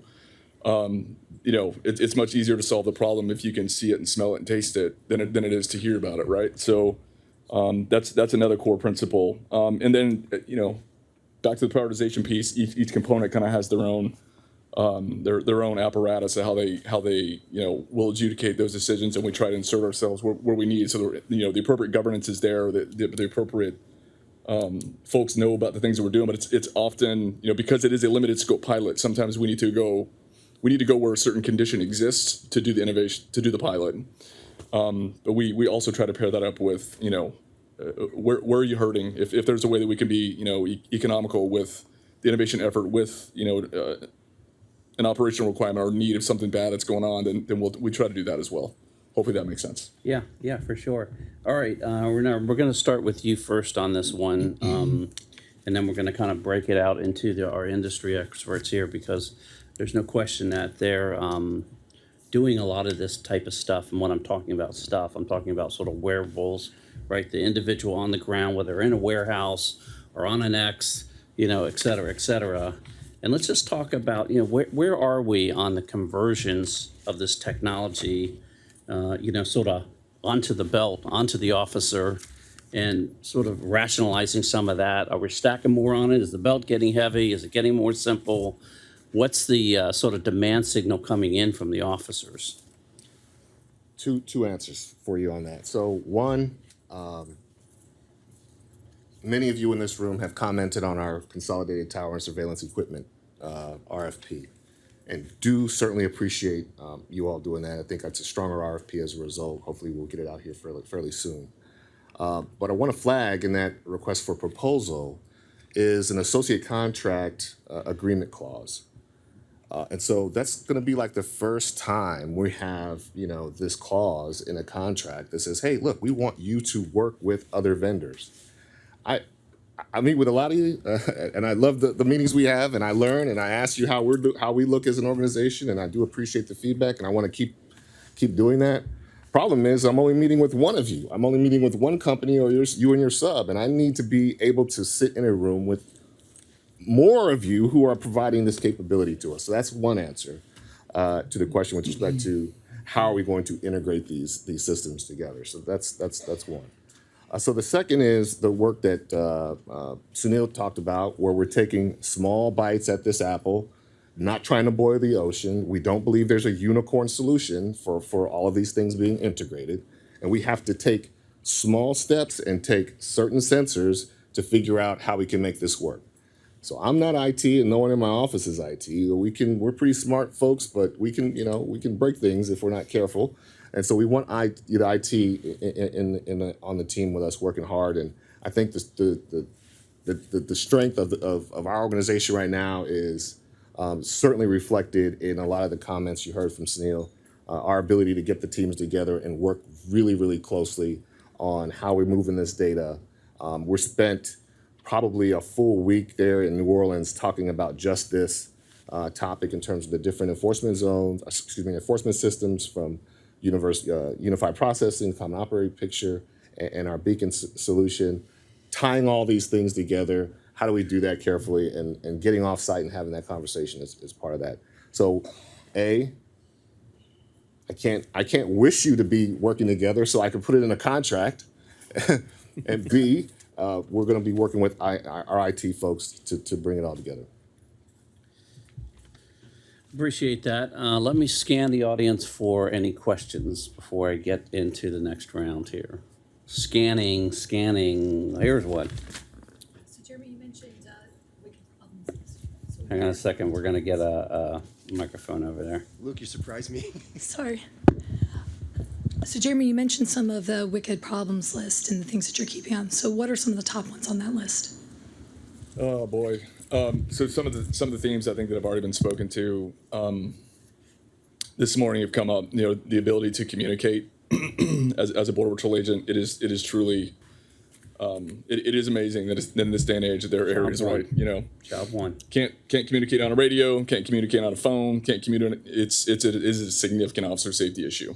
And even so, setting that aside, even in established areas where there's infrastructure at ports of entry, where people come and present themselves for entry into the country, there are often places where there's horrible connectivity. To the point where anecdotally I've heard. So we're in the process of doing a pilot with OIT doing some pure Starlink to locations like this that they could use an enhancement, like 20 to 30 minutes to log into your basic enforcement systems in order to do your job.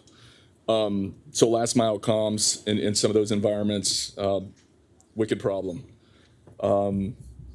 Just general situational awareness of, what is happening, both right now and what are the things that are coming. Like we need to be a little bit more anticipatory, and that's a wicked problem.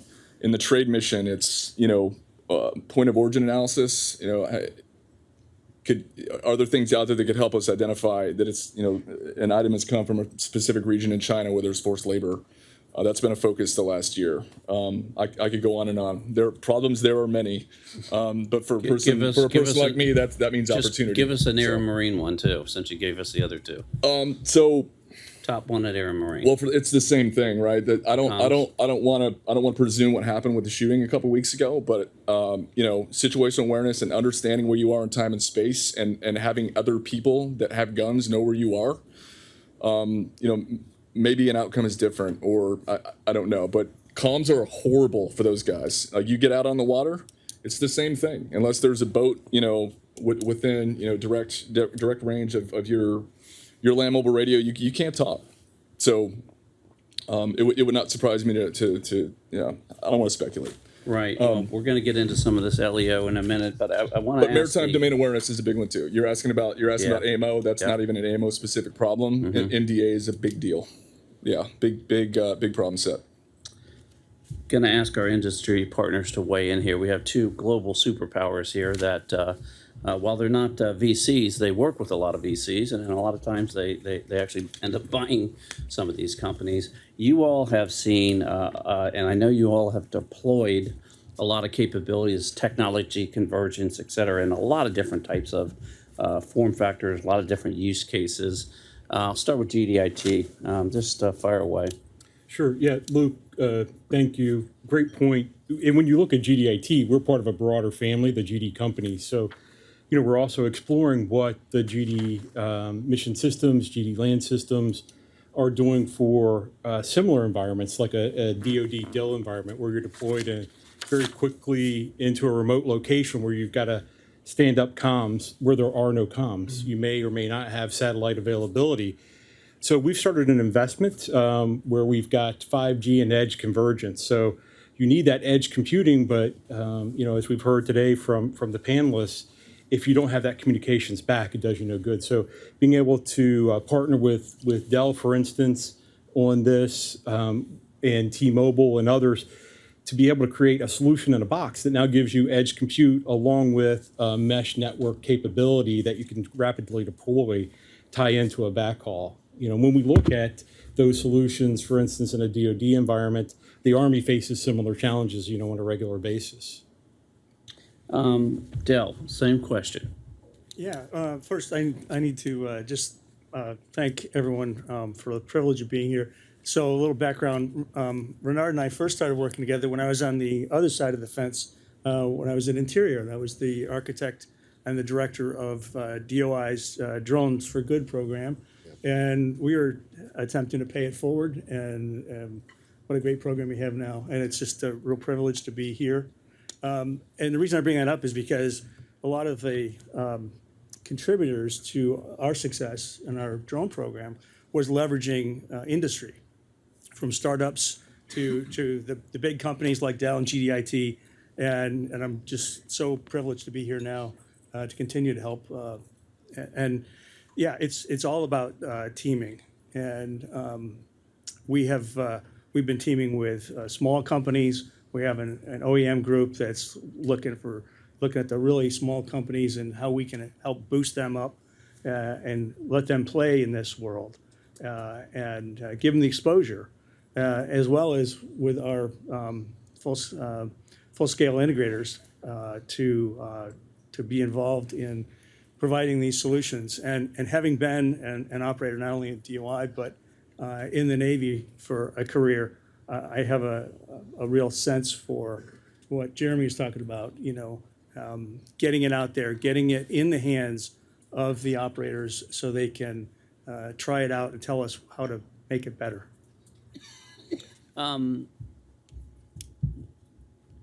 Every time I think we turn around, we see Starlink, or we see, another SpaceX. F9 going up, deploying these satellites. And undoubtedly, at some point, we're going to have a fully meshed environment out there. I mean, I just think that's we have to assume that at this point. I think both of these companies are working on ways to leverage that. And I heard that you all had a pilot, which sounds promising.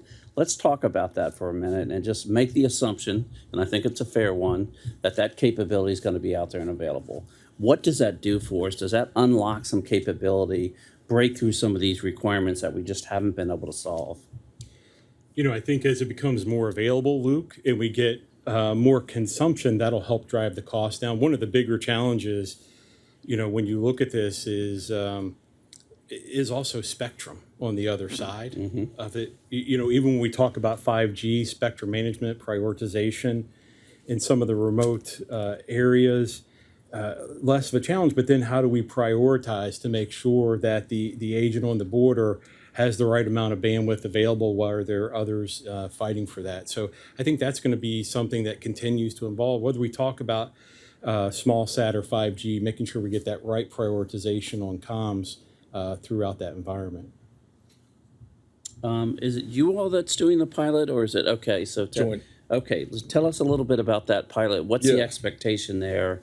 And is there an expectation that you'll scale that if it's successful? Yeah, no, fantastic question. So the initial pilot that we did with Starlink, when it was just, the access was, I think, just for the northern latitudes only. We did, I think it was a port of entry, Linden, Washington. It may have been, but the feedback coming out of that was really, really positive, and it got our team's kind of creative juices flowing, as to, not only how can we leverage that, but would there be what other type of architectures might we be able to take the Starlink backbone, and then cascade some other types of radios and meshing together to ultimately connect, a Border Patrol agent to his cell phone? Because as everyone, I assume everyone in the room here is familiar with the fact that on the green side of the work, we're trying to give all of our agents, it's time to give all our agents one of these things, right? So I've heard that there's more computational power on this than NASA had to land on the moon, right? There's a lot of untapped, lot of untapped potential on this phone.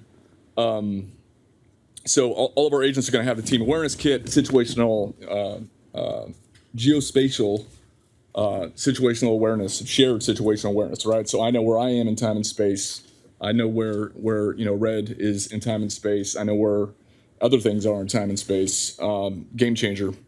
And it works great when you have cell phone service. It works okay when you don't have cell phone service. So the idea was, I've got an agent and he's paired to I'll just say the names. He's paired to a GoTenna device, and if I have some GoTenna devices at the top of a bridge that act as relays, that can hop out to, we'll make connection to a Silvus radio, and there's a box that gets that to the Starlink. And so, in theory, and this is a very, very short explanation of the concept, right? But I can insert a data connectivity bubble to an area where there was no comms before, and things can get in and out. And then there's also interesting things we could do with rotary wing aircraft, for example, with mesh radios. Putting one at a fiber endpoint on existing infrastructure and one on a bird, and now we can get information down from the helo and up from agents on the ground from TAC. And we're really starting to paint a more cohesive picture, from the air support to the guys on the ground, threats in the environment, so on and so forth. So we've done 2 demonstrations on this concept. It is a complicated architecture, so there are things that we need to fix and fine tune. But this is to your point earlier about how do you collaborate with Mr. Singleton. This is a project that we did the initial pilot on. We see enough potential mission impact here, that we both invested more money this year to build out a roadmap to do a handful of additional sectors as we move forward and continue to troubleshoot and improve, and again, like the core concept of my team, iteratively develop this capability. So, Renard, if I may, if this technology continues to get mature, sort of starts to unlock a lot of capability, is there the potential to sort of usurp some of the things that you're already cooking in the program office, or enhance it, or Yeah, what so are you guys absolutely. thinking? You would all be interested in this, right? Which is what we learned in the AST, Autonomous Surveillance Tower project, is the Program Management Office, needs to be ready to receive this as a program of record. As long as you keep funding it for 2 years, or we keep funding it for 2 years, so that we can put it in this resource allocation plan and get a decision on that. So we are right now actively building the program of record, which will receive this, what we're calling seamless integrated comms sort of effort that he's working on today. So that program of record is being titled as SAMSON, Secure Advanced Multifunction Operational Network.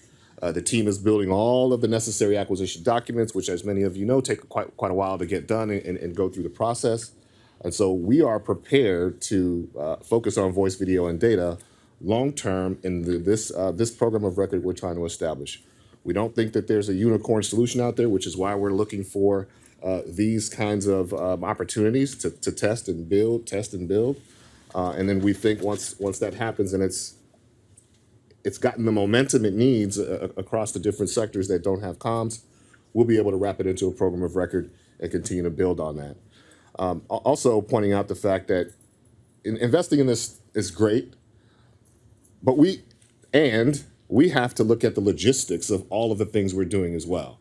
So 2/3 of our budget is all O&S. It's the maintenance and all the things that are associated with keeping these things going. So long after all of the contractors have left and all of the contractor logistics support agreements have expired, we still have to maintain this equipment. So anything you all can do to help on the logistics side, for any of the capabilities you all provide would be great. Just wanted to sneak that in as well. That's my 5-minute warning. Let's kind of bring it back down. We're going to come out of the LEO. We're going to come back down to the officer. We're going to get right onto his device, his or her device, and just talk about form factor and simplicity and how important is that? How are we doing on that? We heard the chief talk about it. We heard the former chief talk about this. Right, that's always been an issue. Is that getting better? Is it getting worse? Is there a lot of energy being put into that, sort of that officer experience, right, to keep that simple? Yes. Either one of you. Yeah. So I will say maybe we fail sometimes with the simplicity piece, but again for my team, speaking from an innovation perspective, that's why it's so important that we have end users involved from the word go. It's you'll hear, or if you're around CBP long enough, you'll hear a conversation that says something to the extent of, the guys at headquarters made that decision and didn't talk to the field. That's not what we want. Our team will not be branded that way, I'll say. So it is of crucial importance that we involve the field and the people that actually, experience the problem, that are living this day in and day out, and have them in the iterative capability development process, so that the feedback that the capability provider is getting is meaningful and gets to a point where it is a thing that is a pleasant user experience. To your point, Renard, are we answering the mail on this one? I think we are. I think we're getting better. Absolutely. I think that until we can go to a sector in a C2 and look at the screens, and there's not 5 screens with 7 different applications running, with 3 keyboards and folks running notes back and forth across the room, then we're in a better place. And I think we're moving in that direction. I think that the folks in the field and ladies, the agents and officers in the field understand that we're focused in that and on that journey with them. By having IT people at the stations, at the C2 sends, understanding that problem set and bringing it back and integrating it. So we're getting there. We have a ways to go, but we're dedicated to getting it done. Questions? There's got to be questions.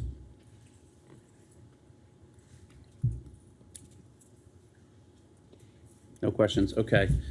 Wait, here we got one. Now we got a second one. We'll start with you. Stand by, get a microphone. There you go. To all of you, industry can message Congress on your behalf.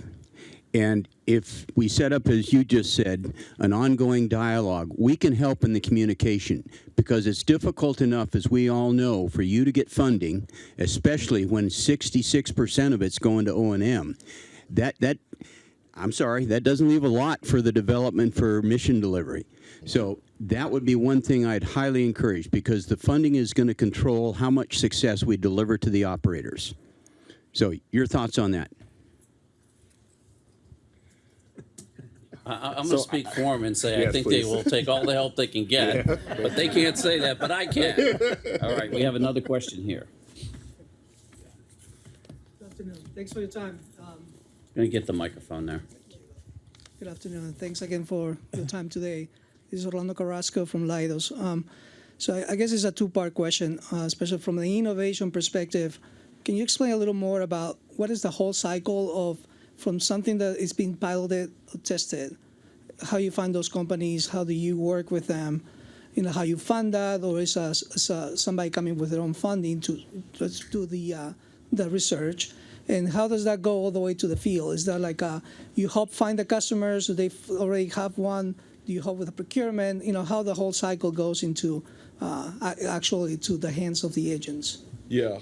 Ooh, I may need another 30 minutes to go through this. Kind of went through it, but maybe just a top line on it again. Let me see if I can. I'll rewind and I'll try to hit the wave tops of some of this stuff again. But so again, it usually starts internally for me with a customer and a problem. Source the problem. So of the mechanisms that we use, a lot of the stuff that I get from industry is pushed, right? So one of the mechanisms that we use, they speak to thousands of companies a year. They have our problem sets. So when they're doing their tech foraging, there's something that might be of interest to CBP. I'm going to send that over to them. But they also do the diligence on the When you company. say they are doing the tech foraging, who's doing the tech foraging? Who's they? This particular mechanism that supports the intelligence community. Okay, I got you. So there's some, So there's some So this is rigor the that's InQtel and those sort of things. Yep. There's some rigor that's gone into that recommendation, right? Who's on the board? Are there foreign nationals? What's the business health of the company? Those things mean something to me, right? That's different than a cold email or referral.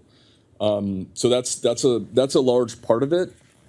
And then it really, the business piece really kind of depends on which there's several different paths we can go, right? So if I'm going with DHS, then there's, maybe that's true startups. Sometimes it's literally a couple guys doing a thing in their mom's garage in Silicon Valley, right? If it's the likes of InQtel, that's the VC-backed startups. If it's something via DIU, that's the hook there. It's got to be clearly, it's got to have a nexus to a DoD mission. But they have access to unique contracting authorities. The production and prototype OTA. That's often very, very helpful. So it's sometimes it's the path of least resistance. Sometimes it's if a capability is maybe let's say on the more risky end of things, I really like to get a company on a developmental work program where there's payable milestones. So like it helps buy down that financial and programmatic risk, right? You do the thing or you don't get paid. Sometimes it's this might elicit some groans from the audience, but I like bake-offs. I like competition, right? I like environments that are going to drive prices down for the government because ultimately, I'm accountable to our colleagues at the Hill that appropriate and authorize the money with which we do this, which I think was one of your other questions. And there's been, and I'm blessed.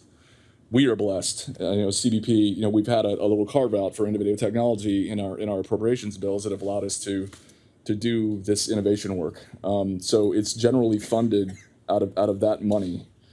The stuff that my office does, at least. And for those that might be talking to the Hill members, I think we want to remind them how important that is and to continue to support that effort.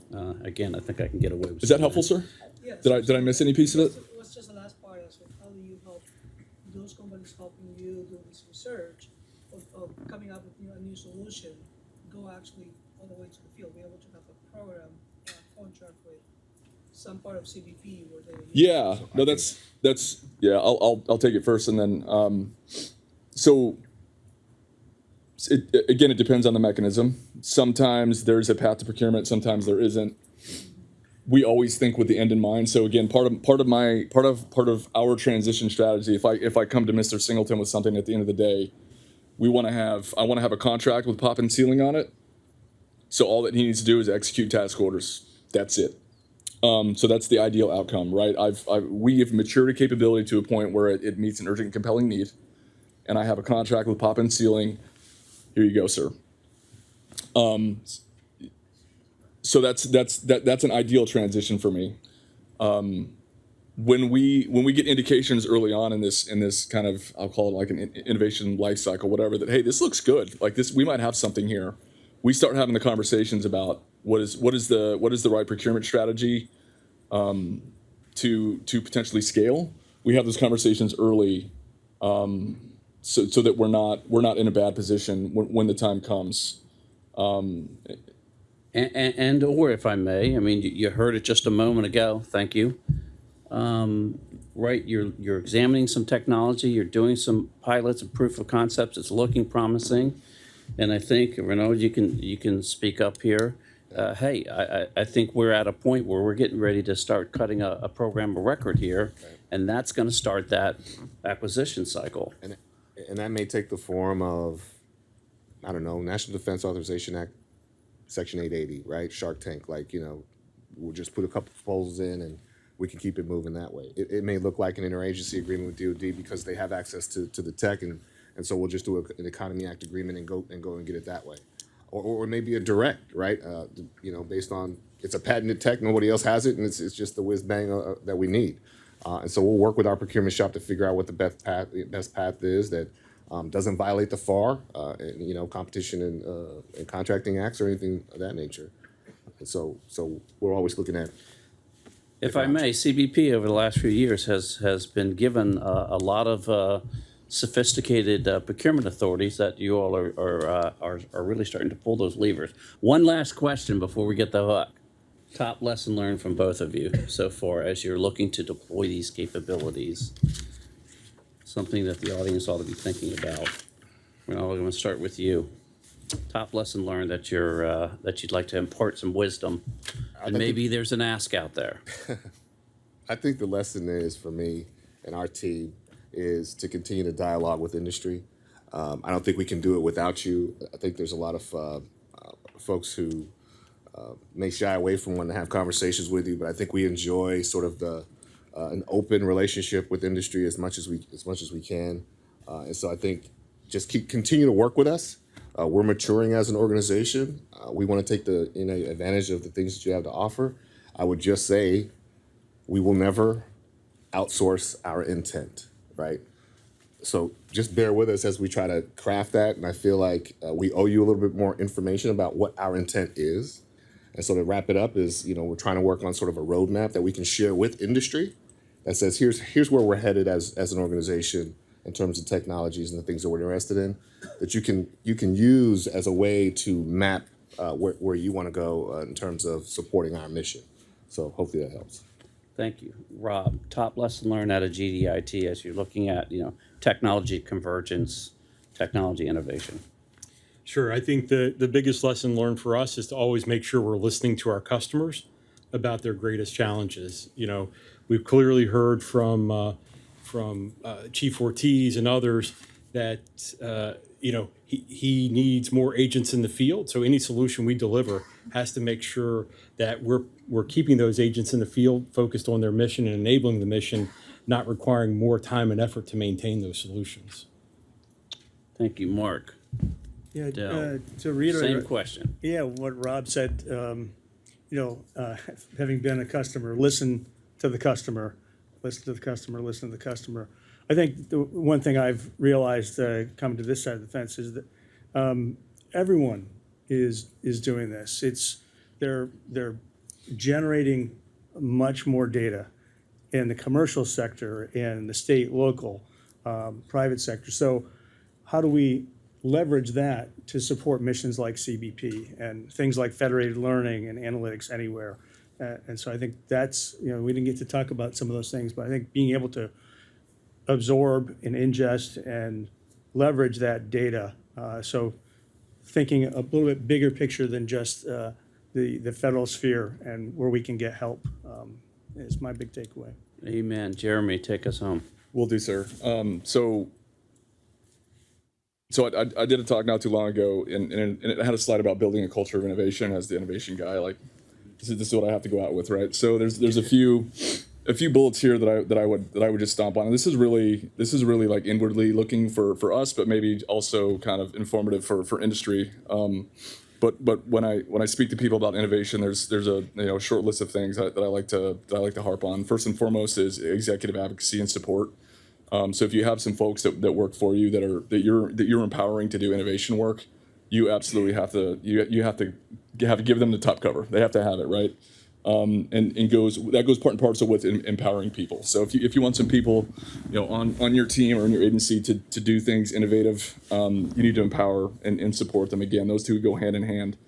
And then a couple others. I think you probably heard me say it a couple times, but engaging the field, engaging the end users, that's an absolute must. You can't.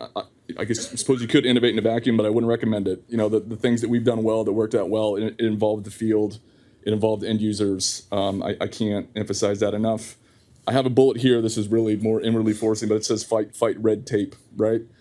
So my team is constantly, fighting against bureaucratic inertia.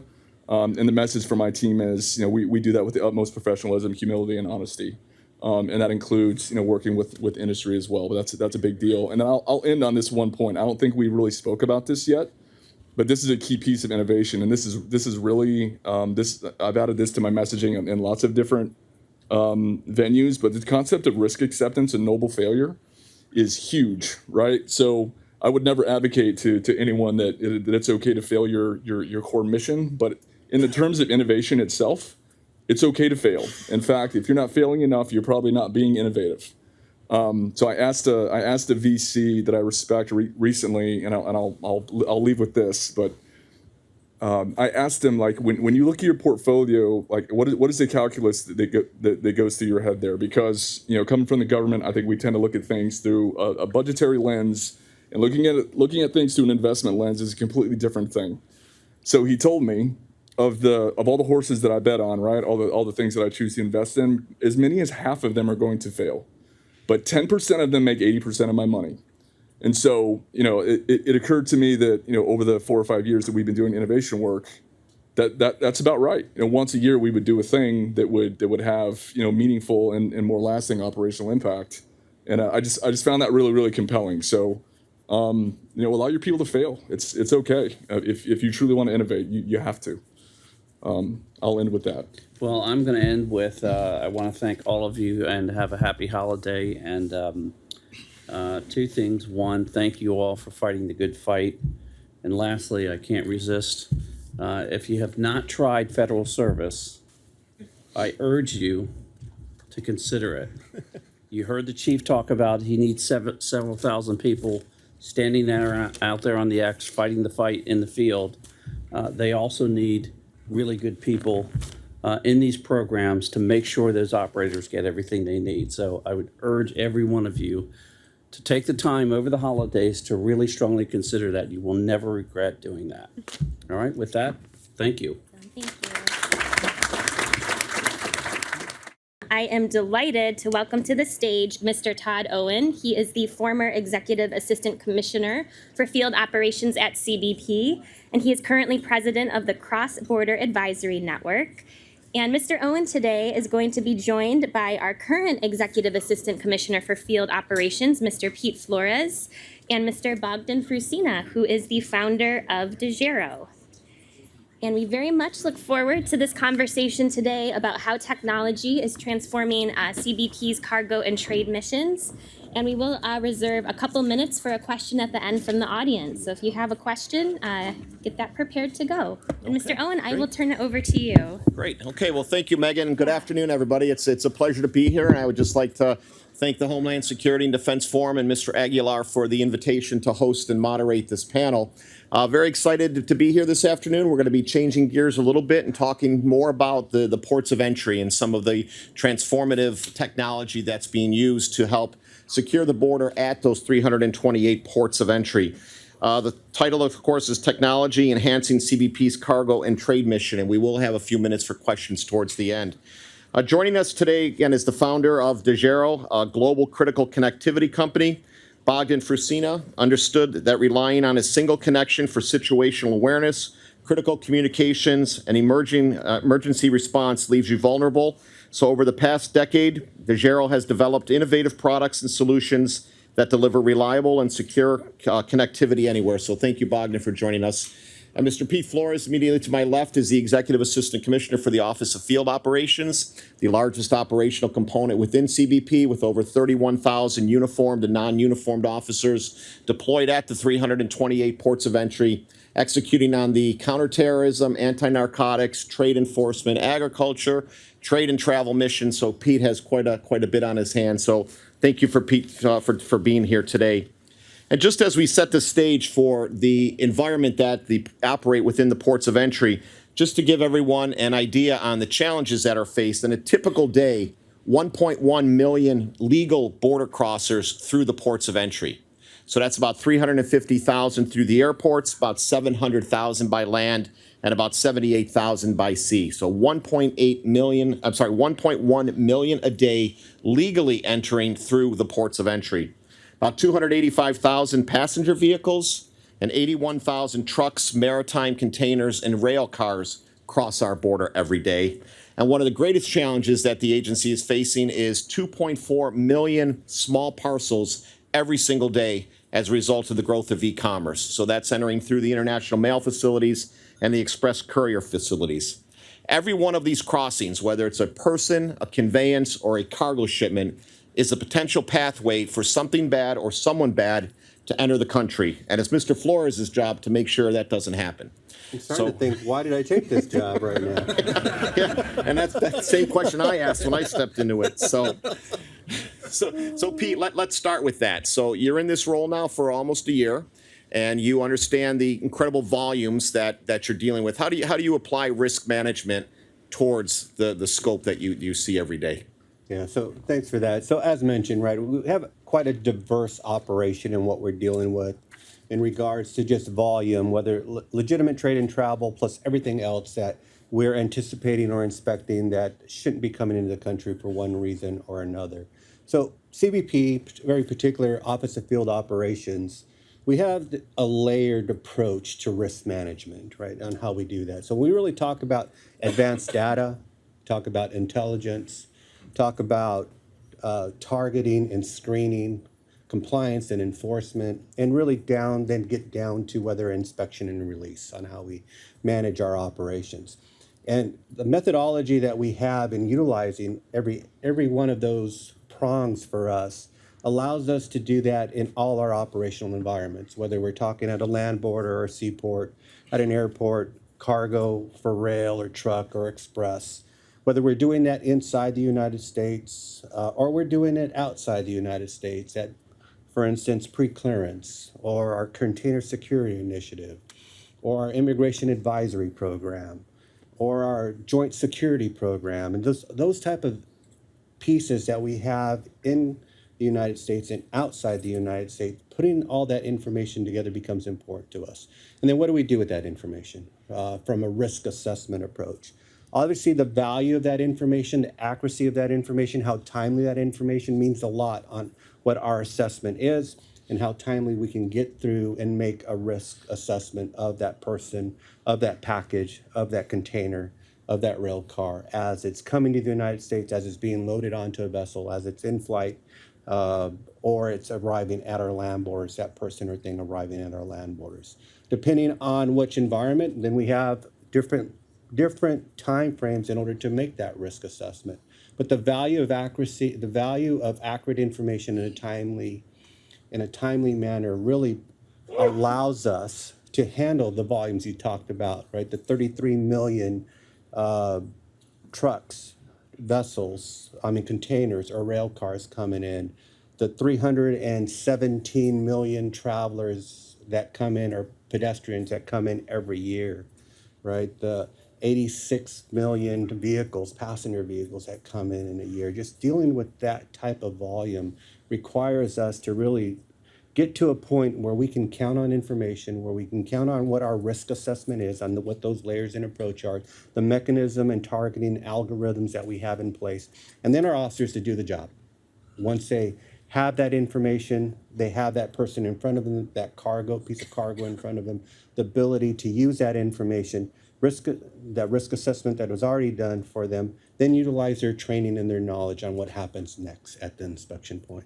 Yeah, and I think that's a great point that we can never overlook. As advanced as your risk assessment process is and the technology that's deployed, the advanced targeting, the advanced data that we get, at the end of the day, the experience and the instinct of that officer on the front line makes all the difference here, right? So I think that's something we always need to keep in mind.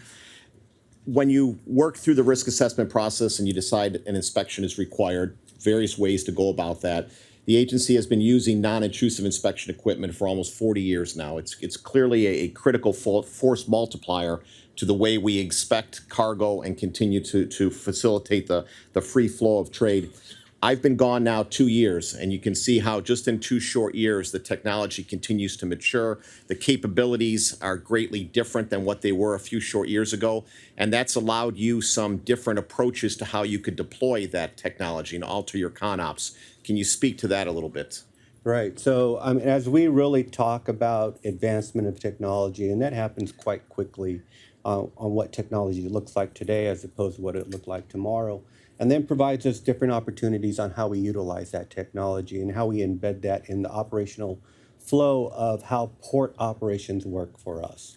So as we think about what technology is, we can go back to biometrics, right, and facial recognition. We talk about the algorithms that we've done there, right, and we realize, hey, we've taken a manual process of what an officer has to do at a booth in an inspection lane of making sure that the document that belongs to the person they have in front of them and they both match up. And we've taken that biometric algorithm approach and say, hey, we can automate this piece, right? It can tell us whether or not this is the person we have in front of them, and we can run that base against all the enforcement databases and tell us what that risk is for that.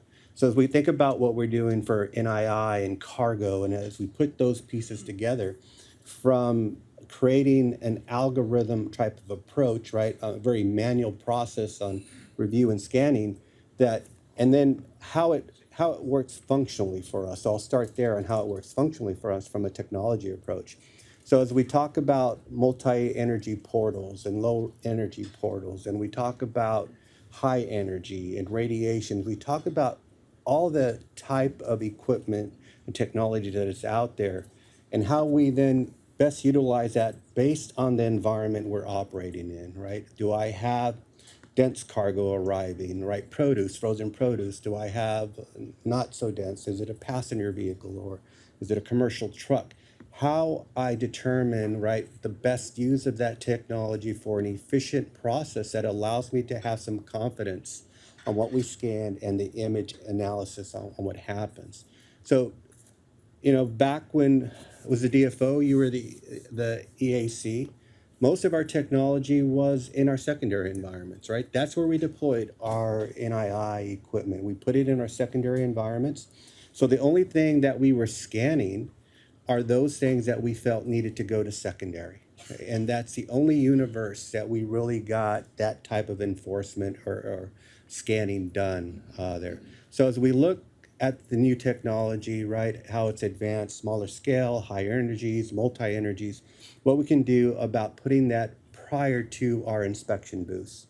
So allowing for a more consistent and a greater universe of travelers and conveyances prior to arriving to an inspection booth where they're talking to an officer, that we are going to be able to scan more images, that we are going to be able to risk assess more on what we see arriving, and then how we tie that information back to what we're seeing at the booth, whether that's a traveler in their vehicle, or whether that's a container or a truck and a truck driver in a cab, and looking at what that history and what that makeup of that conveyance looks like for us. So I think we have a lot of opportunities in regards to where technology can be deployed, how we deploy it, how we utilize that technology, and then whether or not, because our ports of entry, whether we're talking land border ports of entry on our northern or southern border, right?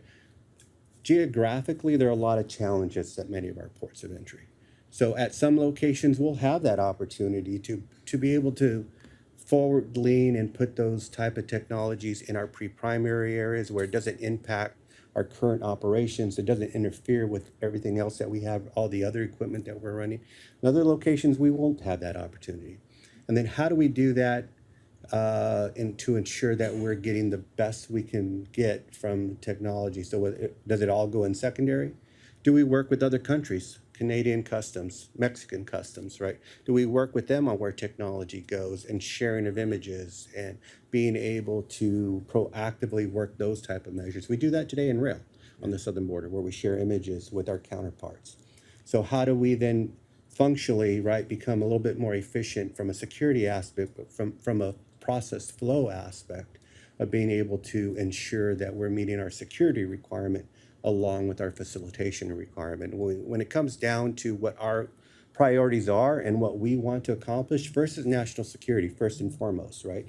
We have a national security mission and we want to make sure we accomplish that.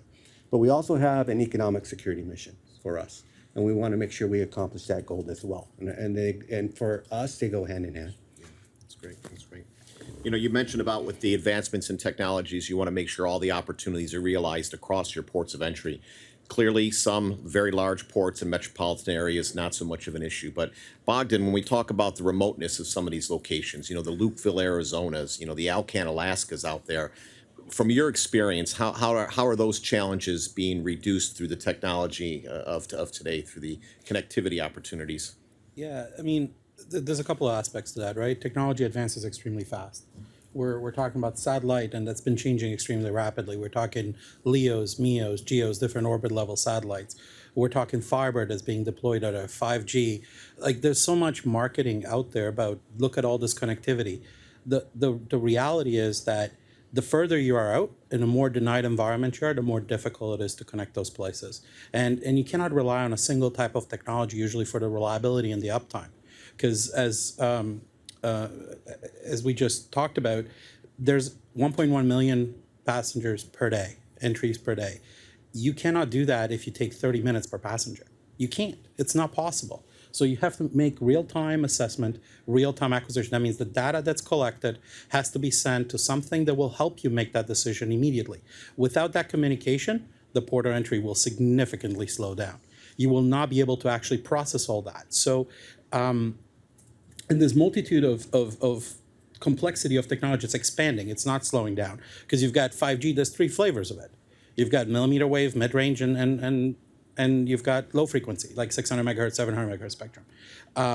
And dealing with that from an officer's perspective should not be the how do I fix it, how do I make it work, how do I troubleshoot it. It has to be extremely simple. So I think there's 2 aspects of it. It's like, how do you take the complexity of the communications world, that's a multitude of technologies, whether it's satellite, RF, or wire, or cellular, or beyond line of sight, or other methods, and put that all together into a simple to use method that's always there, that in case one of the technology fails, it still stays up and it's still able to communicate and stable to transmission, because then the port of entry will continue to operate. It will be able to continue to do the job that it needs to do, allow legal packages, individuals to come through, and make sure that they identify that threat.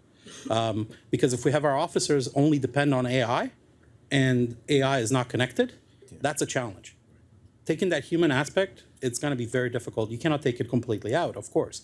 But technology, as we said, it's a force multiplier for this stuff. And communication is extremely important for the backhaul. So having the ability to do multi-SATCOM connectivity with the current available wireless environment, and I think Chief Ortiz talked about the cost of technology this morning, which is extremely important. So how do you optimize that in real time so that you don't pay the dollars that you don't need to pay at that moment in time? So you can't be on cellular that's going to be paid by the drink, or in an unlimited world that after 22 gigabytes it slows down depending what kind of plan you have. There's nothing that they have to worry about. It should just work. They care about green, red, yellow, and have a look at this person further, or I need to kind of put them in secondary to get additional information. So simplicity and simplifying the complexity that's out there of the multitude of connections, I think, is really important. That's great. That's great. So let's pivot a little bit from the advancements in technology and the placement, your ConOps with the technology. Let's talk about the placement of your officers and how they're addressing having more image analysis and things out there. I know there's been some pilots in Brownsville about a command center concept.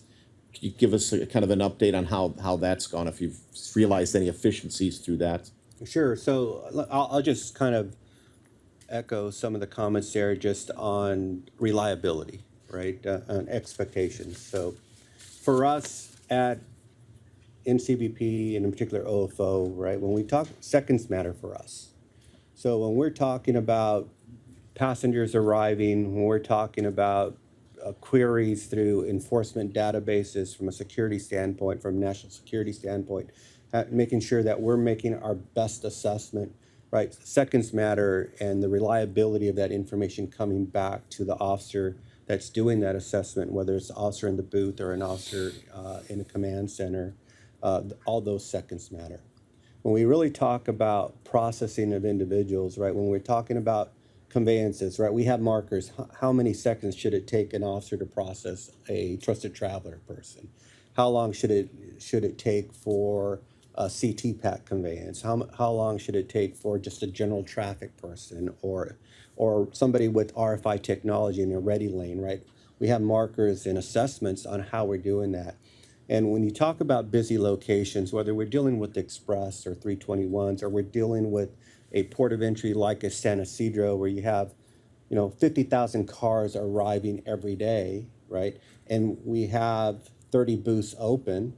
We already have a 2-hour backup, right? Every second matters when we're doing that assessment. Then you talk about the threats that we deal with whether that's fentanyl or meth, and just the volume of hard narcotics that we're dealing with. We talk about the terrorism aspect of what we're dealing with.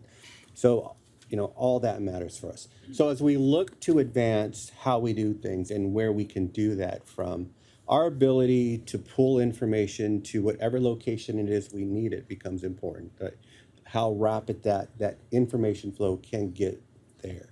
So in Brownsville, we have started a command center concept. So previously, as you're aware, right, if we had a high energy system, or we had a Z portal system, or we had a low energy, we had something that was 1 or 2 people sitting right there with that machine making an assessment as that traffic flowed through that piece of machinery. So it was very centric to location and what type of operation that was, what type of equipment, what type of training those officers had, where it was, and how we operated and how we did things, which made it difficult from an operator standpoint. As an operator, right, then I have to know how many people I have trained in this equipment, this equipment, how many people do I have in shift, and do I have enough people to run all these type of equipments at different locations, across on bridges, on shifts, at locations on ports of entry. So as we try to consolidate what we're doing, in Brownsville, what we've done is we have 5 or 6 pieces of different equipment. We've consolidated those scans into one central location. So I have a room with some officers, and we're adjudicating images real time as the scan is happening and making a determination on whether or not that conveyance, commercial or private, needs to go into secondary, or we need to take a further examination of it.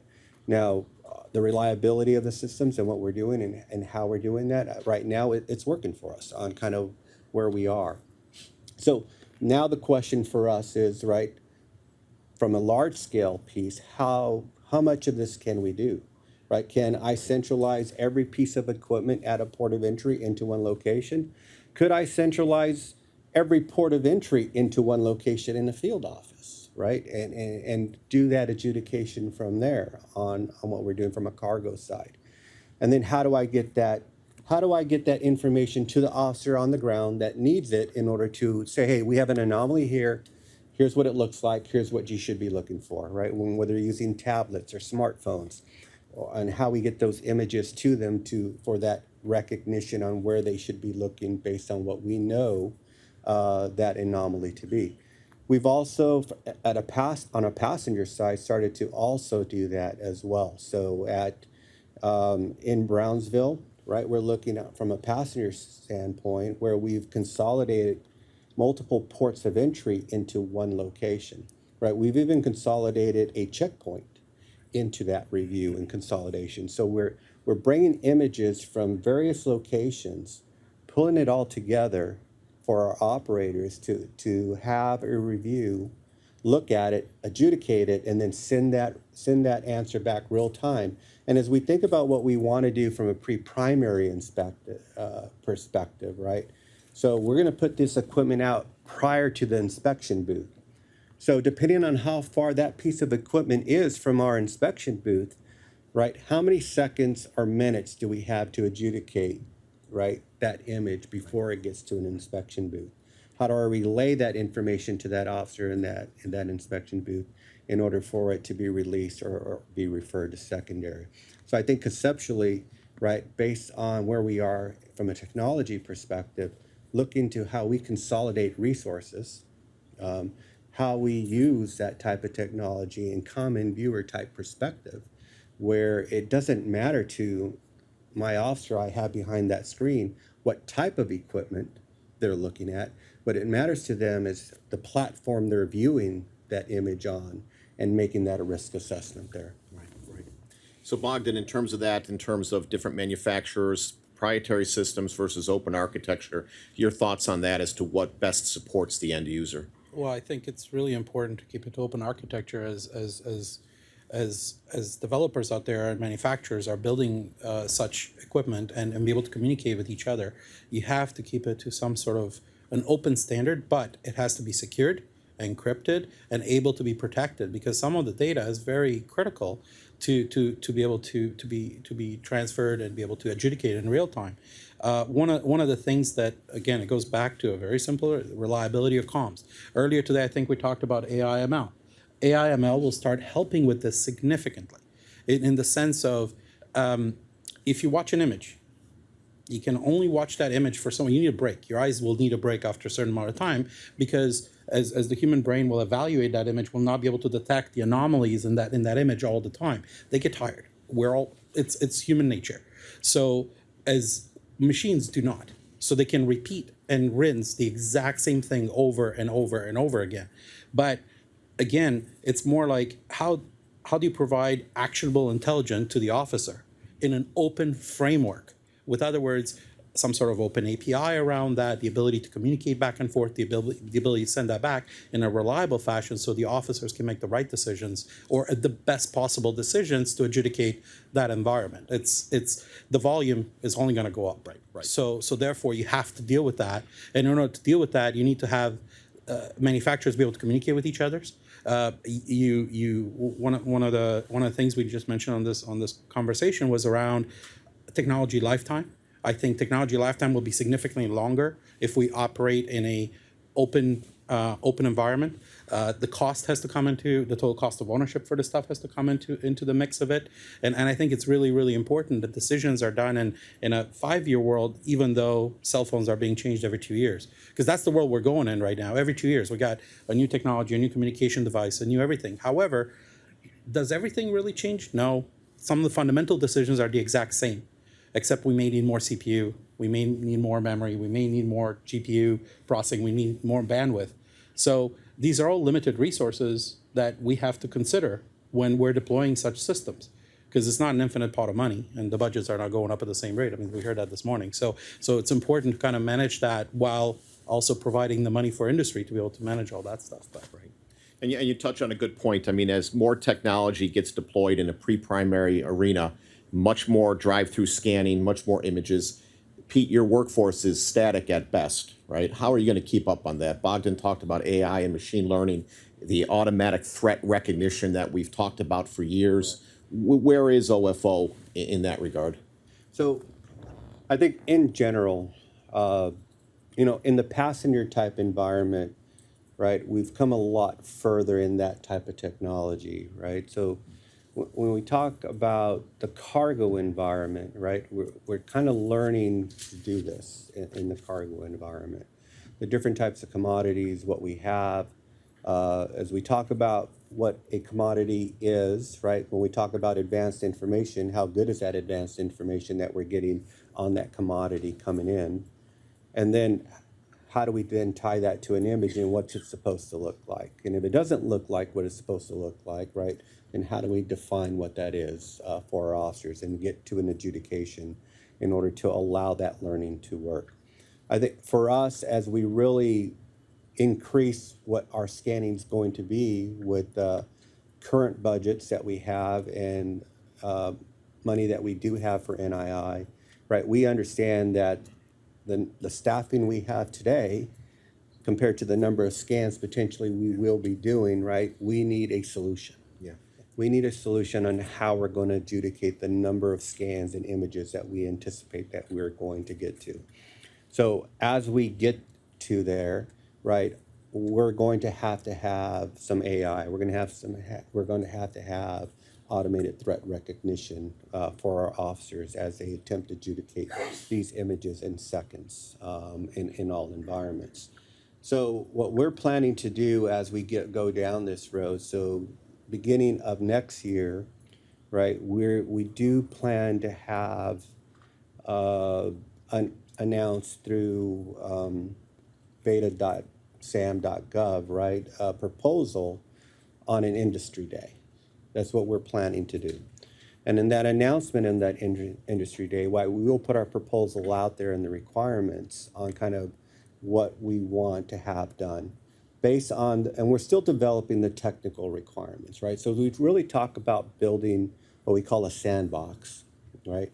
Having the ability to put some images in a secured platform in a sanitized way with limited access to data and images and see what industry has in regards to being able to advance the AI and automated threat technology on what we're seeing. So giving access to images that we've currently captured, some limited data information, pushing that together in a sandbox to allow industry to show what the capabilities are and how do we get better at developing that type of capability from an automated threat recognition piece.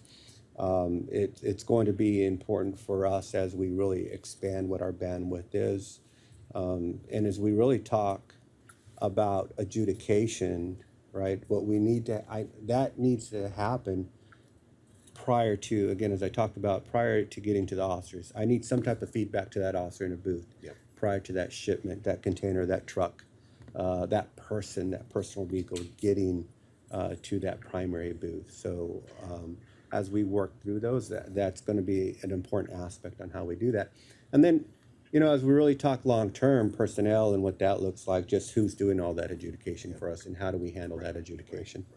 I think that's good because I know that from the private sector, that's always been an open question is in order for them to help develop algorithms that are effective, they need access to the live data, to the actual stream of commerce data, and how does CBP get that out to the outside entities so they can help this out these algorithms and such. So you think that's going to be coming out sometime in the early spring? So that'll probably be out maybe before spring, we're hoping, as far as that announcement comes out. As we get the technical requirements together, and we'll try to include as much of that in our proposal. That way, industry understands kind of what the ask is, what the requirements are, as they come in and try to develop and help with that algorithm approach from an AI, from an automated threat recognition. We have time for. Oh, go ahead. I was just going to add to this. One thing that's really important as this is being developed, the sandbox is being developed, the opportunities out there. It's also important to highlight the limitations that exist at these ports of entry, capacity, for example. So I know for a fact Calexico, I think, has got 8 lanes of truck traffic coming in, so you're processing about 64 trucks an hour. That was sort of my understanding. We're working on something similar. And the images, it's in the order of 70 to 100 images that have to be transferred. And these are high resolution. And so now you got to go process that image at the edge, transfer it, make a decision at JETS, provide that to the officer so they can make a decision before that driver comes up, and it needs to be done in real time. So the algorithms are fine, but also consider the limitations that you're dealing with at the edge, because you're not going to have infinite cloud compute available to you all the time for all that data. You can't transfer it fast enough because the capacity was significant. Like the throughput, I don't think I can talk about, but it was very low what was available at that point in time. That's good. That's good. It's been a good discussion. I know we're just about out of time here, but when Mr. Aguilar opened up the conference earlier today, he challenged the industry. He said, what more can you do to support the frontline officers? When I sat in Pete's chair, one of the greatest frustrations I had in terms of the NII program was that there was a lack of a dedicated, consistent funding stream year after year. We had some very good years and we had some very bad years where we barely covered, the operation and maintenance for the equipment that existed. If there was one thing that I would really like to see done better is that CBP has that dedicated funding that they can count on for NII every year so they can project out what their refresh needs are, how they can add capacity there. If you look at the TSA, they have a model where from passenger screening fees, they carve out a certain allocation every year. Right now, it's geared towards the checked baggage screening. It's hopefully going to be applied as well to the checkpoint screening baggage. I would love to see a similar model supporting CBP, where from all the user fees that you collect, the customs, the immigration, the agriculture, billions of dollars of user fees that CBP collects that go back into the general fund, that at the start of each appropriation cycle, there is a dedicated carve-out that can help the industry provide the necessary technology in real time. I think it's good for national security. It's good for the economy. Right now with the vendors, they moderate their capacity, their production capacity, because they can't predict long-term whether it's going to be a good year or not a good year. If there was a known dedicated NII appropriations that was coming, I believe the production manufacturers could produce that advanced technology quicker. When CBP gets a good year, now Pete waits 24 months before he sees that equipment. So if there's one charge I could leave the group with as we close out today, would be how can CBP work with Congress, work with the administration to receive a dedicated NII appropriations every year that they could count on, that they could use for the projections, and that those vendors that provide that equipment could also rely on. Again, I think there's clear national security benefits as well as economic benefits, and I will leave you with that. So I know Megan's kicking me out, but I appreciate the time and the attention you gave. I appreciate our panelists, Pete, Bogdan. Nice to see you both, and thank you for your time today.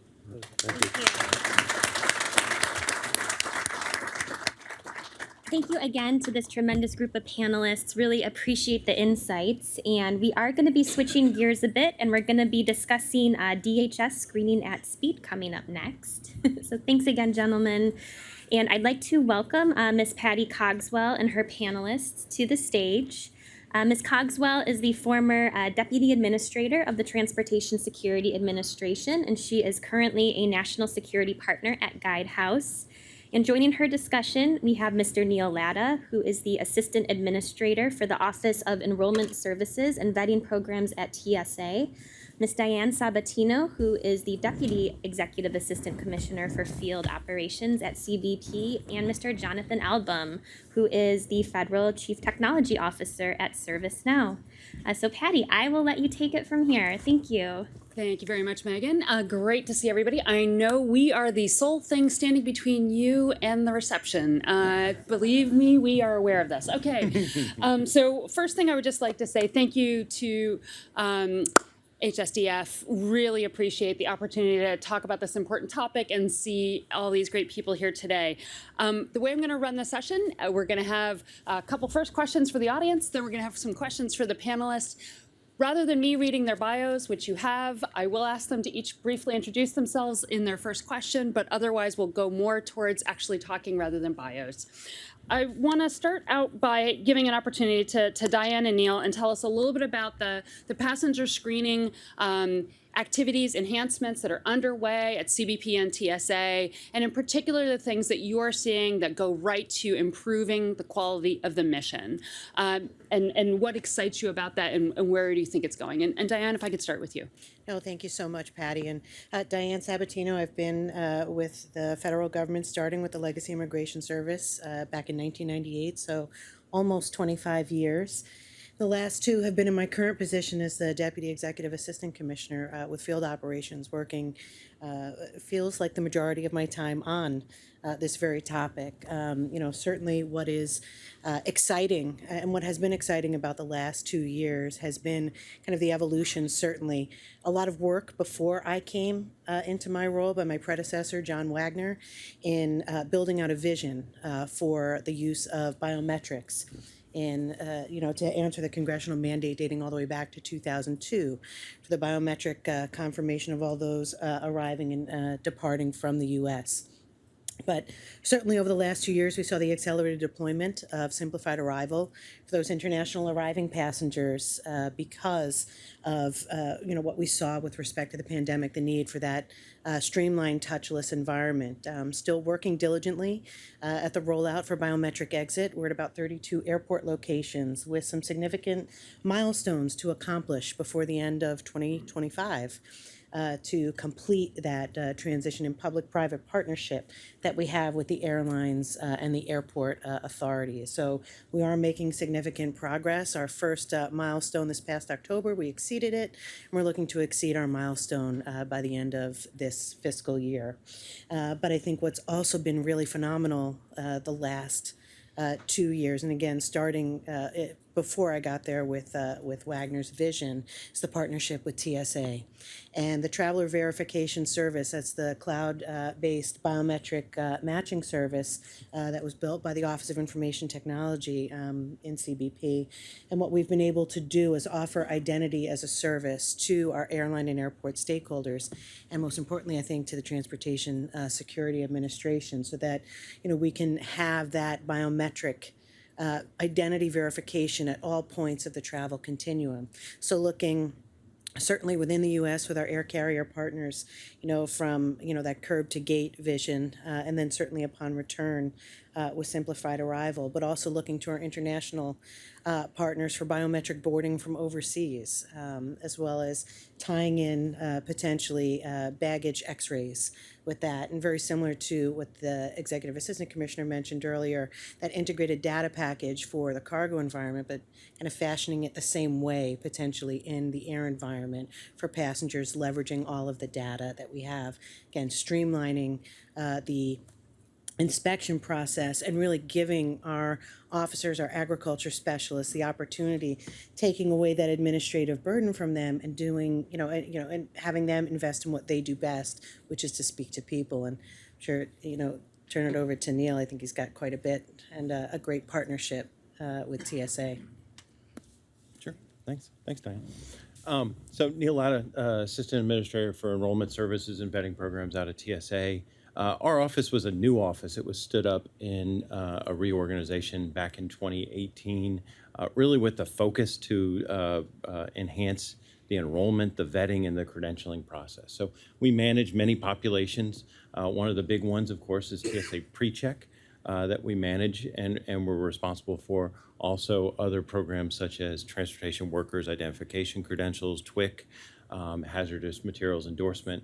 So when you think of TSA, sometimes a lot of people just focus on the airport, but there's also other sides to that too that we work with. As Diane said, we have a great partnership with CBP that we work with them on to enhance the customer experience. When I hear the screening at speed, I'll change it a little bit and just kind of say, for us, we really look at to make sure that it's a consistent or expected screening process. When you go to the airport and you want to get checked in, you're nervous. I mean, I think we all, as travelers, even getting back into the traveling side of things, you get a little bit nervous because you don't know what to expect. And we want to make that a consistent travel experience that happens throughout the process. So, as I said, TSA PreCheck is one of those 92, right now, 92% of the time, TSA PreCheck individuals wait 5 minutes or less. And we look to make that even higher. It's been at 95. We are finding about 30% of the traveling public is using, on a daily basis, is using TSA PreCheck. We also would like to see that go higher. The measure that we had was 22%, but at 30%, it allows us to take the focus, and I think I've heard risk-based screening and layered screening approach that I've heard throughout the audience and through the panels. That allows us to focus on the other populations that we know less about. As Diane mentioned, one of our big programs that we've also started to do is implement biometrics. Along with CBP's help on that, we're doing some things in Detroit and Atlanta. In Atlanta, you can drop your bag off and do a bag drop with your facial identification, drop it off. You can go to the checkpoint. You can use your face to check in at the checkpoint. And then at the gate, you can also do the same thing to check in on your flight. So we've been able to do that with the partnership from CBP as we use their TVS system too. So I look forward to more questions and more opportunities to give you updates. Very good. And we'll keep going back and forth as we go. Next question, though, I will move to. I think everybody here in the audience recognizes that when you're making major changes like this, I mean, some of these conversations, Diane, you made the point of we've been talking about biometric entry and exit for a long time, a few years. I may have worked on that project at one point in my career.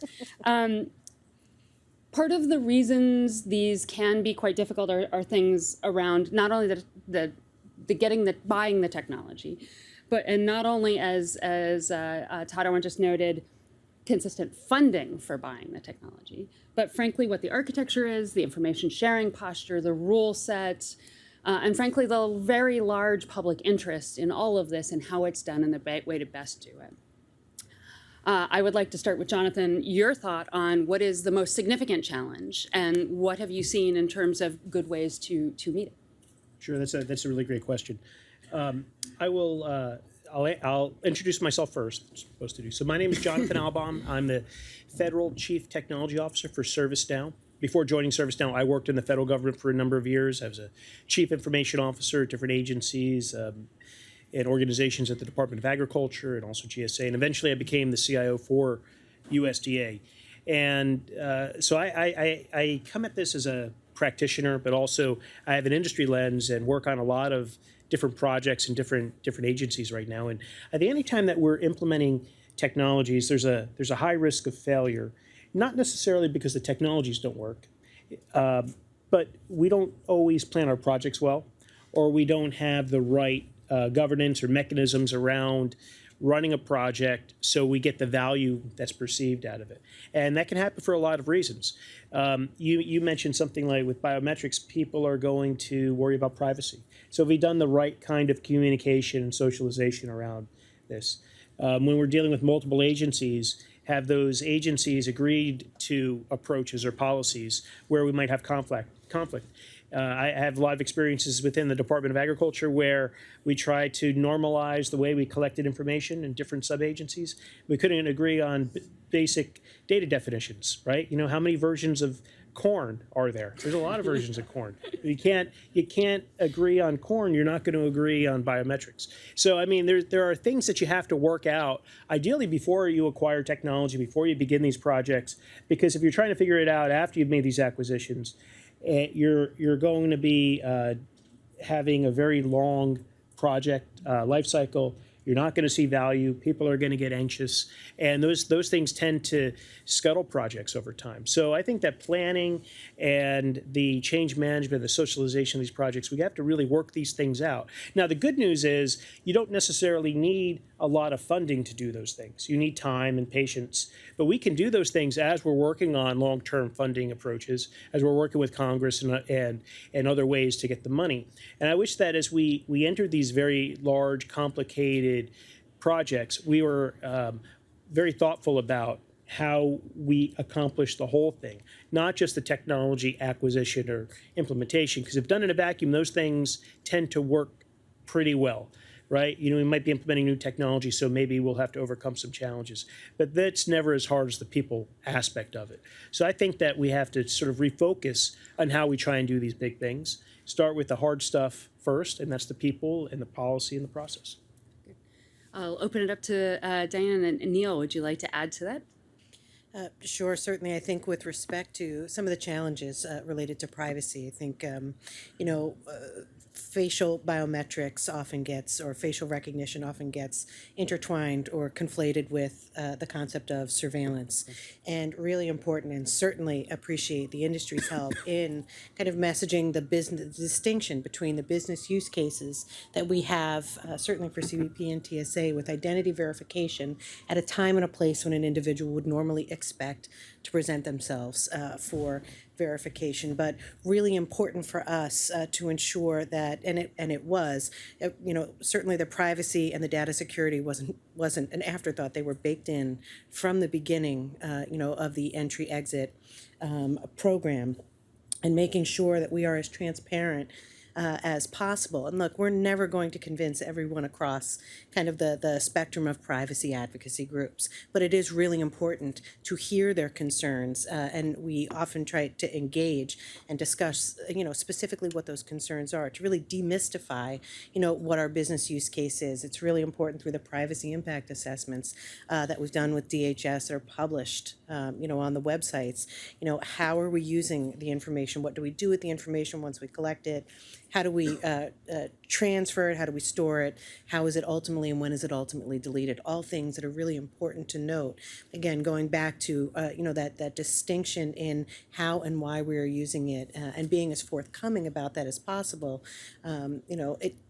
Again, not a challenge that is insurmountable at all. And again, it's going to require continued engagement and outreach, and certainly partnerships with industry help us with that. I love that point. Demystify. Don't let others fill in your narrative. That's a great point. Neil? Yeah, I was gonna highlight for challenges, as I talked about, consistency in your travel process. So if you go to one airport, you want to have the same experience that you go to another airport. So, for example, there's over 400 federalized airports, of which there's 694 active checkpoints and 2,377 active lanes.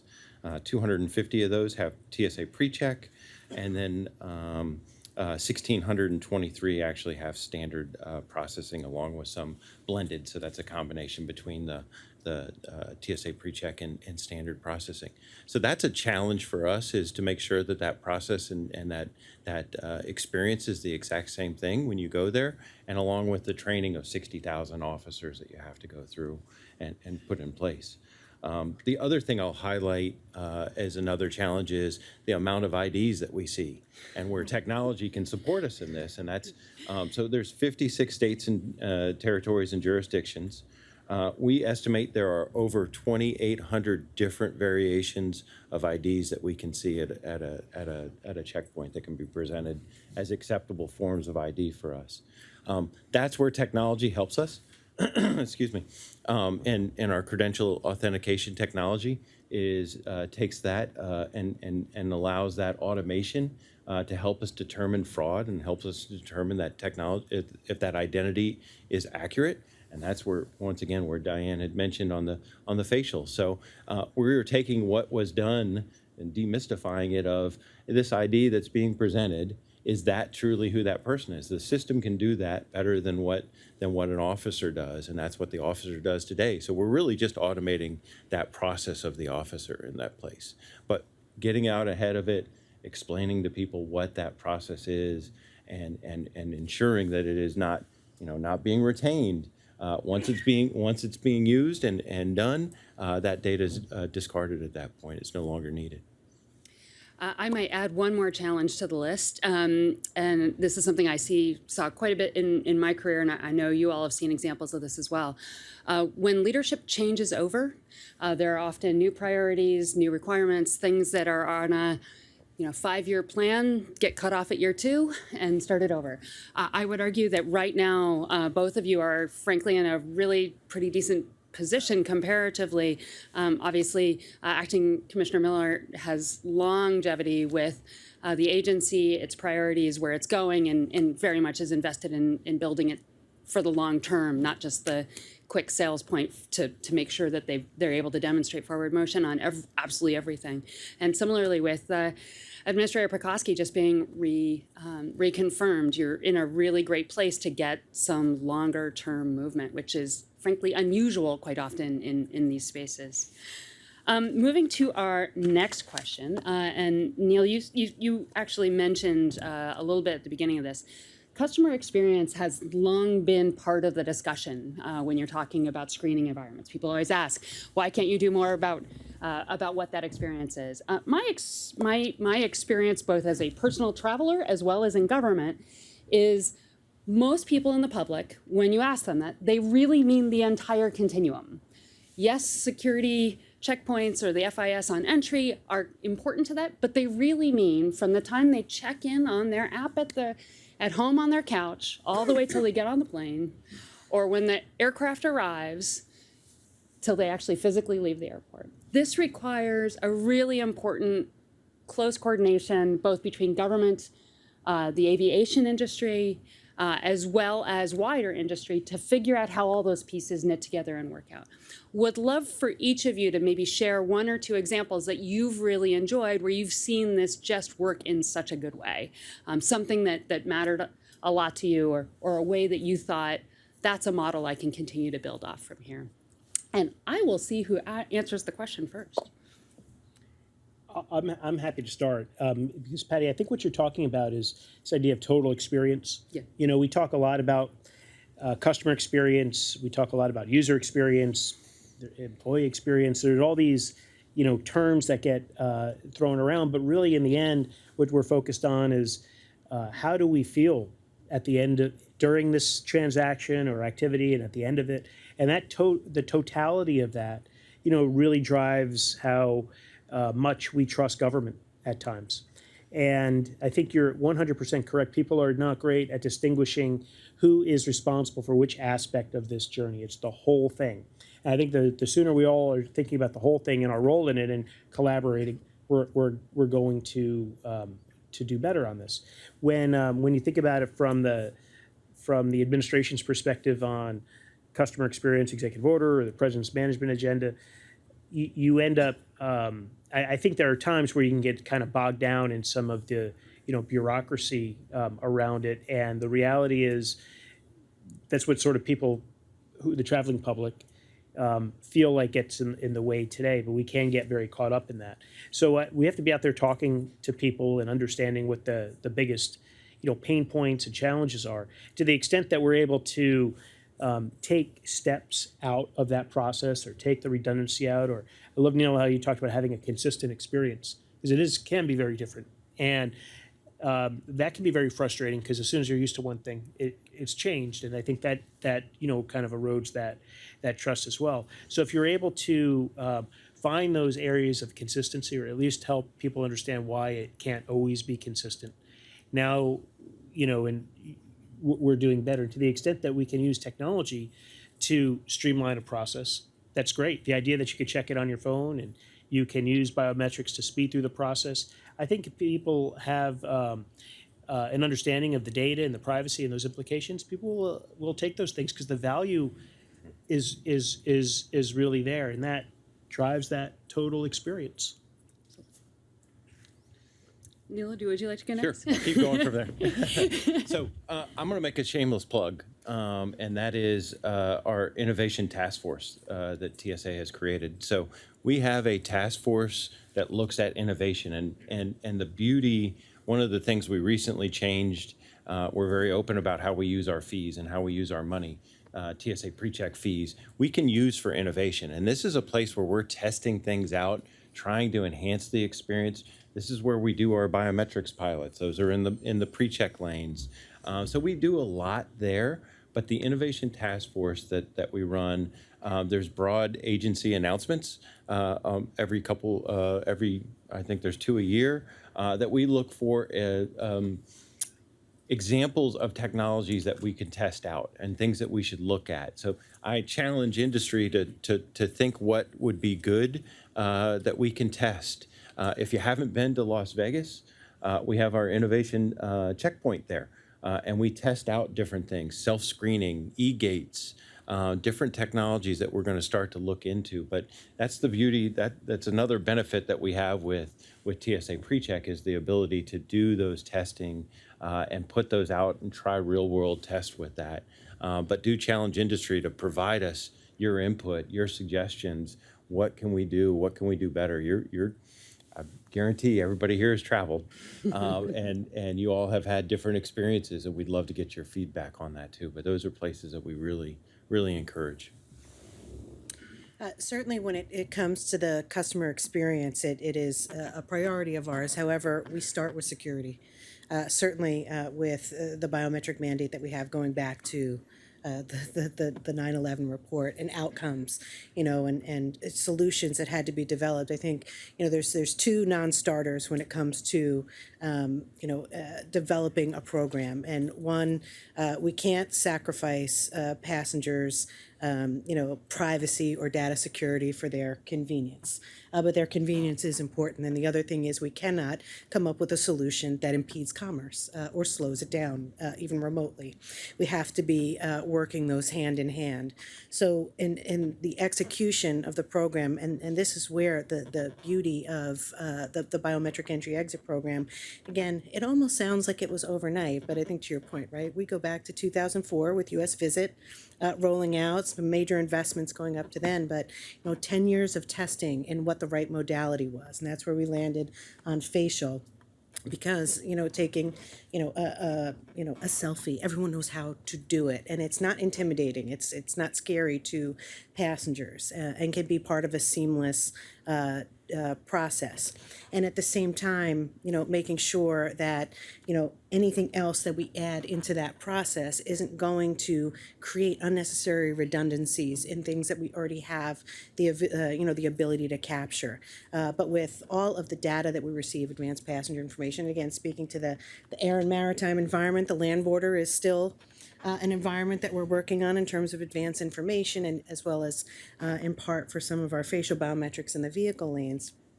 But making sure that working hand in hand, because if we execute properly on the security aspects of it, again, removing those administrative burdens, putting our officers and agriculture specialists in that space where they can do what they do best, we don't have to necessarily talk to 100% of the people that come through because we have the information that we do already.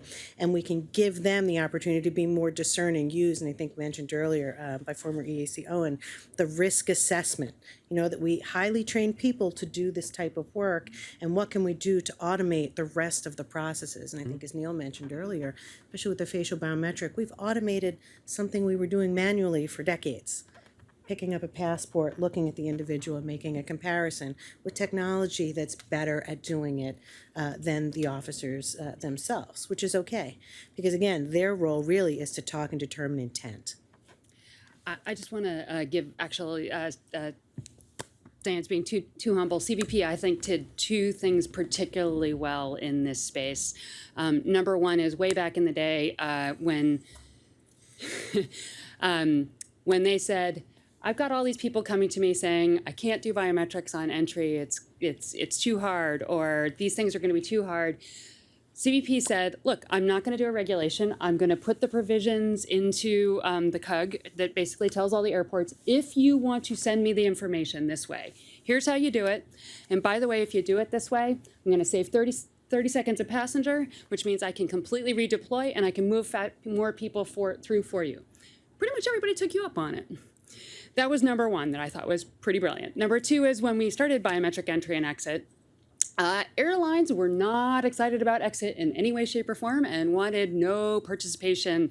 I believe we got sued when we put out a draft regulation. Now, all the airlines are saying, again, I just realized I can board an A380 30 minutes faster using biometric boarding than I can through the old way, right? The options when you created those type of, it does both of us better, those type of alignments, which don't happen everywhere. You're 100% correct. Sometimes you can't get there from here. But when you have those options, those are some of my favorite ones of really seeing people pull together. I think that's a great point. In order to create that automation, you have to really understand what those processes are today. They have to be documented, and you need to be able to think about how the work and the data flows in order to get your outcome, and then be willing to change it, right? And that change part is always very hard. But I've seen different people try to change processes, or different organizations try to change processes without having concurrence on what the current process is first. And it's going too fast. You have to go slow sometimes to go fast, right?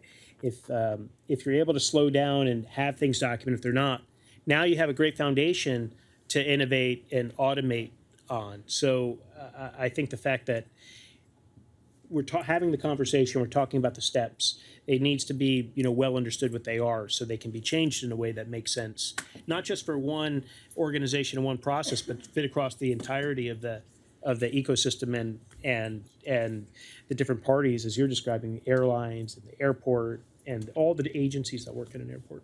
All right, now I'm going to open up to the audience for one or two questions, and then we'll have last round of each of the panelists for their one key takeaway, that if you remember nothing else from the panel, they want you to remember this one thing. But first, we'll open up to the audience.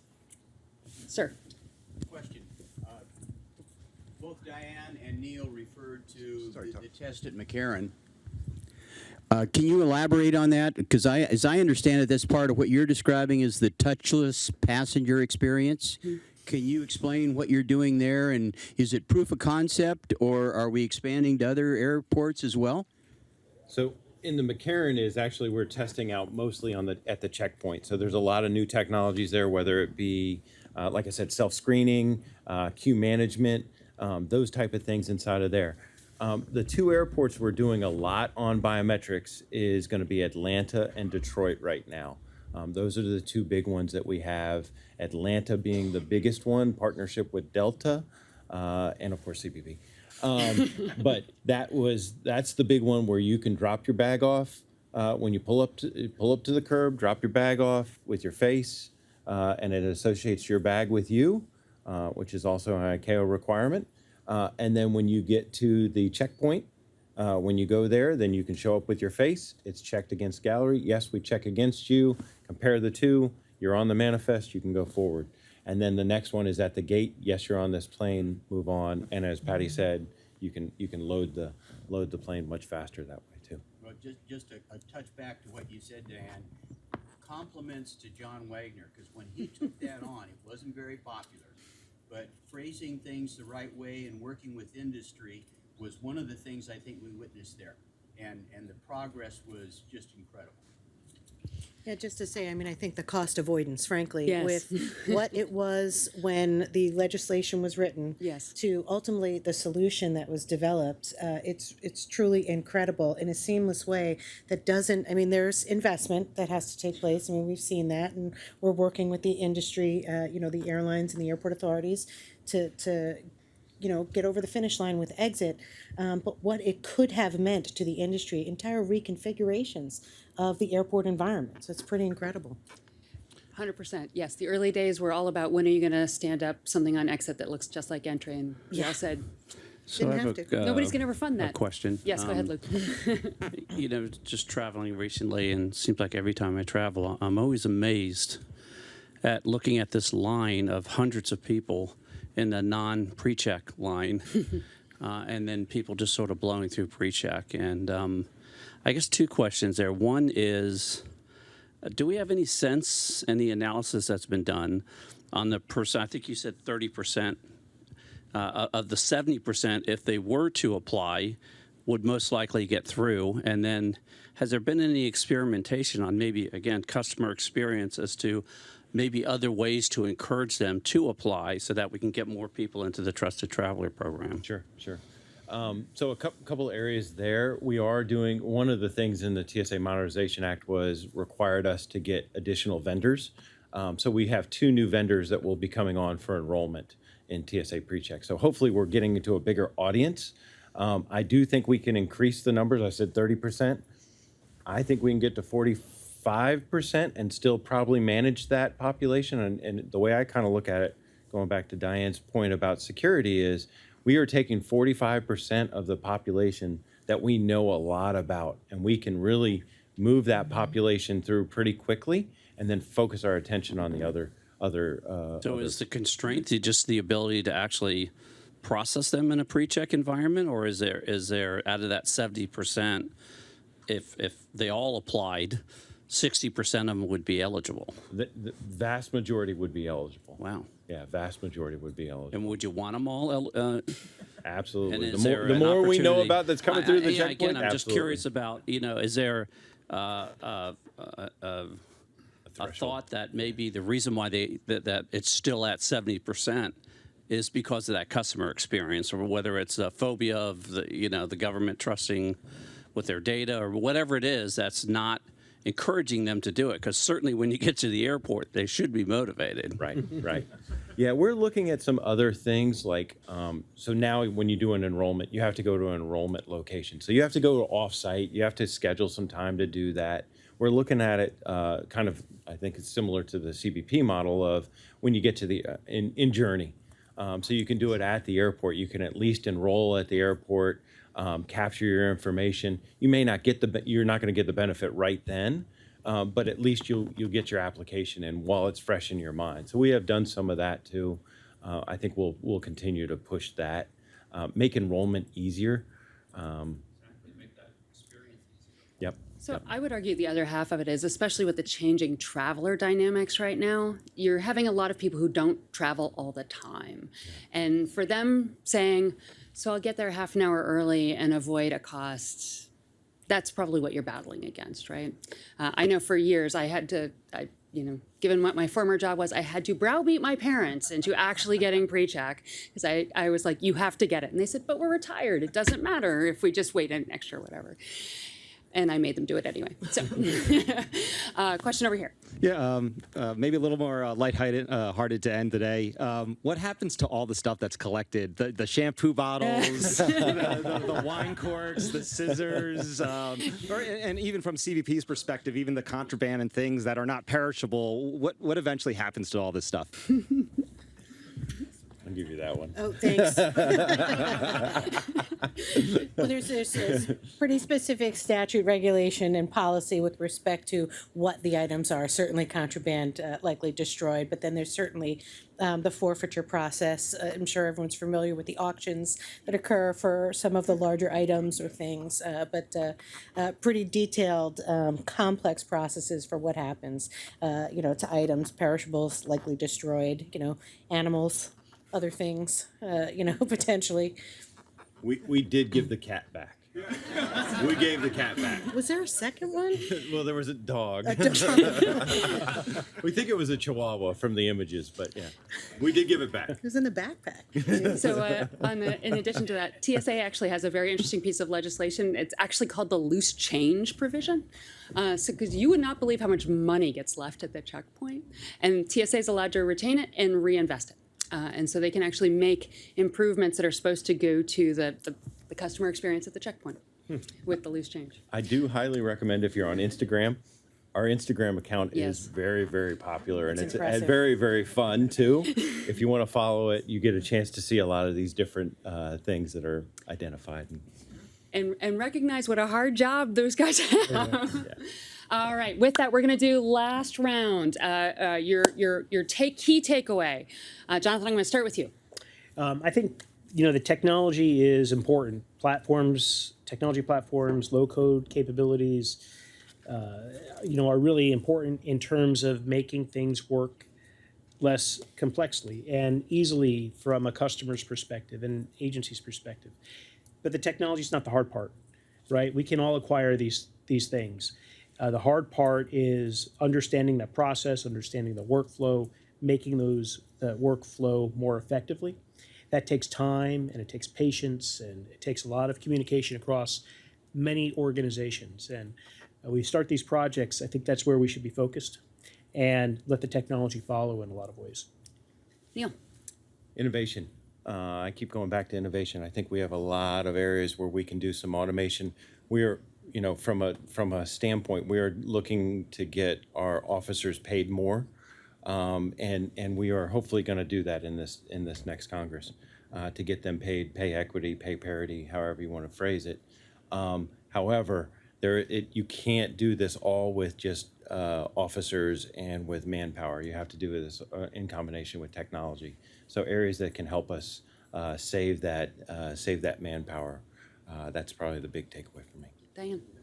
Oh, thank you. And I think I mentioned, biometric exit, focused on that certainly in the next year, getting to those milestones. But we have a pretty well-defined roadmap to that. I think the next kind of evolution that we're going through is gearing all of our, operations in that passenger environment towards paperless. Certainly looking to TSA and the work they're doing with digital travel credentials. And what is that going to mean to our operations moving forward? Because we're not always going to have passport books. So how do our operations need to be geared with respect to that? And I think the final piece for us and a big focus in the next year is going to be our vehicle simplified arrival process. It's the facial biometrics in vehicle. We should be putting out an RFI. It's supposed to be out already, but for camera technology that can be integrated into our existing systems and testing really the ability to capture the images, frankly. The matching, we know when we get a usable photo is very high, but what we are struggling with is to get usable photos. So that RFI should be coming out hopefully in the next week or so. Thank you all, and hand it back to Megan. Awesome. Let's give a round of applause to this excellent panel. And also just want to thank all of the incredible speakers on our program today who continue to serve the border security mission day in and day out. So I will dismiss you, and you are welcome to join us for the reception. But just a couple closing thoughts for today. I hope you learned a lot from these conversations. We are going to have video and podcasts available post-event, so I'd like you to look out for that. And we'd like to once again thank our event partners. Our premier partner is Dell Technologies, and our other generous partners include DeGiro, GDIT, SAIC, ServiceNow, and the Border Patrol Foundation. And HSDF is so proud to host today's symposium. It has become the largest border policy event in Washington, D.C. So thank you again for being here. Just quickly, we are in the process of identifying sponsors for our 2023 Policy Symposium, so let us know if that's of interest. Our next one coming up is going to be Celebrating Women in Homeland Security in March of 2023. And for our industry audience, we encourage you to consider an HSDF membership if your company is not yet a member. We coordinate about 30 roundtable discussions each year with leading government officials. And with all that said, I'd like to welcome back to the stage Commissioner Aguilar for some closing thoughts, and also want to welcome Mr. Rowdy Adams with the Border Patrol Foundation.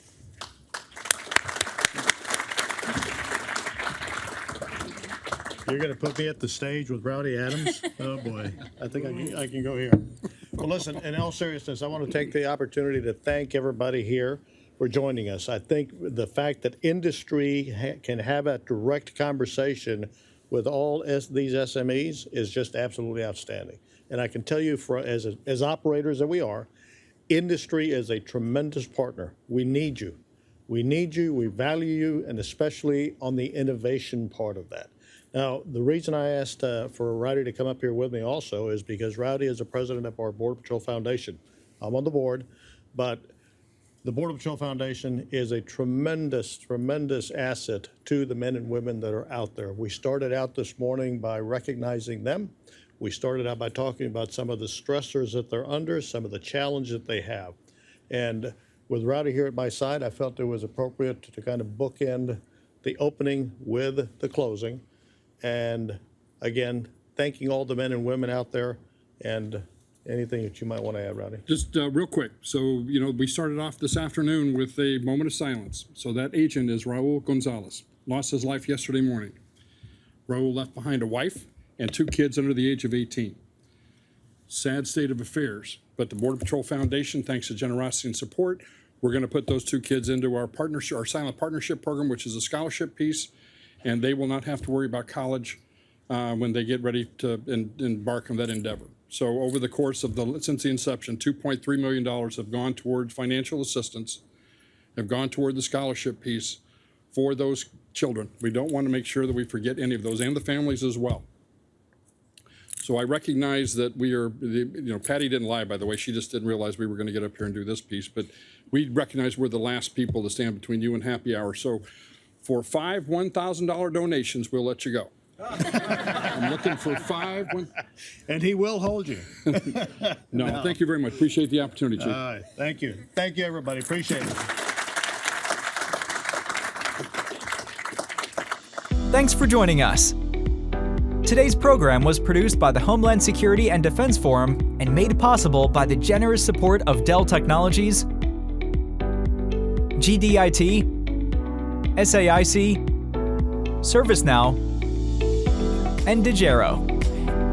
Video of today's event and other HSDF original programs can be found on the HSDF YouTube channel.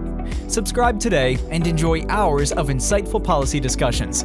And listen to program summaries on HSDF the podcast, available on your favorite podcast player. Stay tuned for program updates in 2023, including HSDF's Women in Homeland Security in March. For more information, visit www.hsdf.org.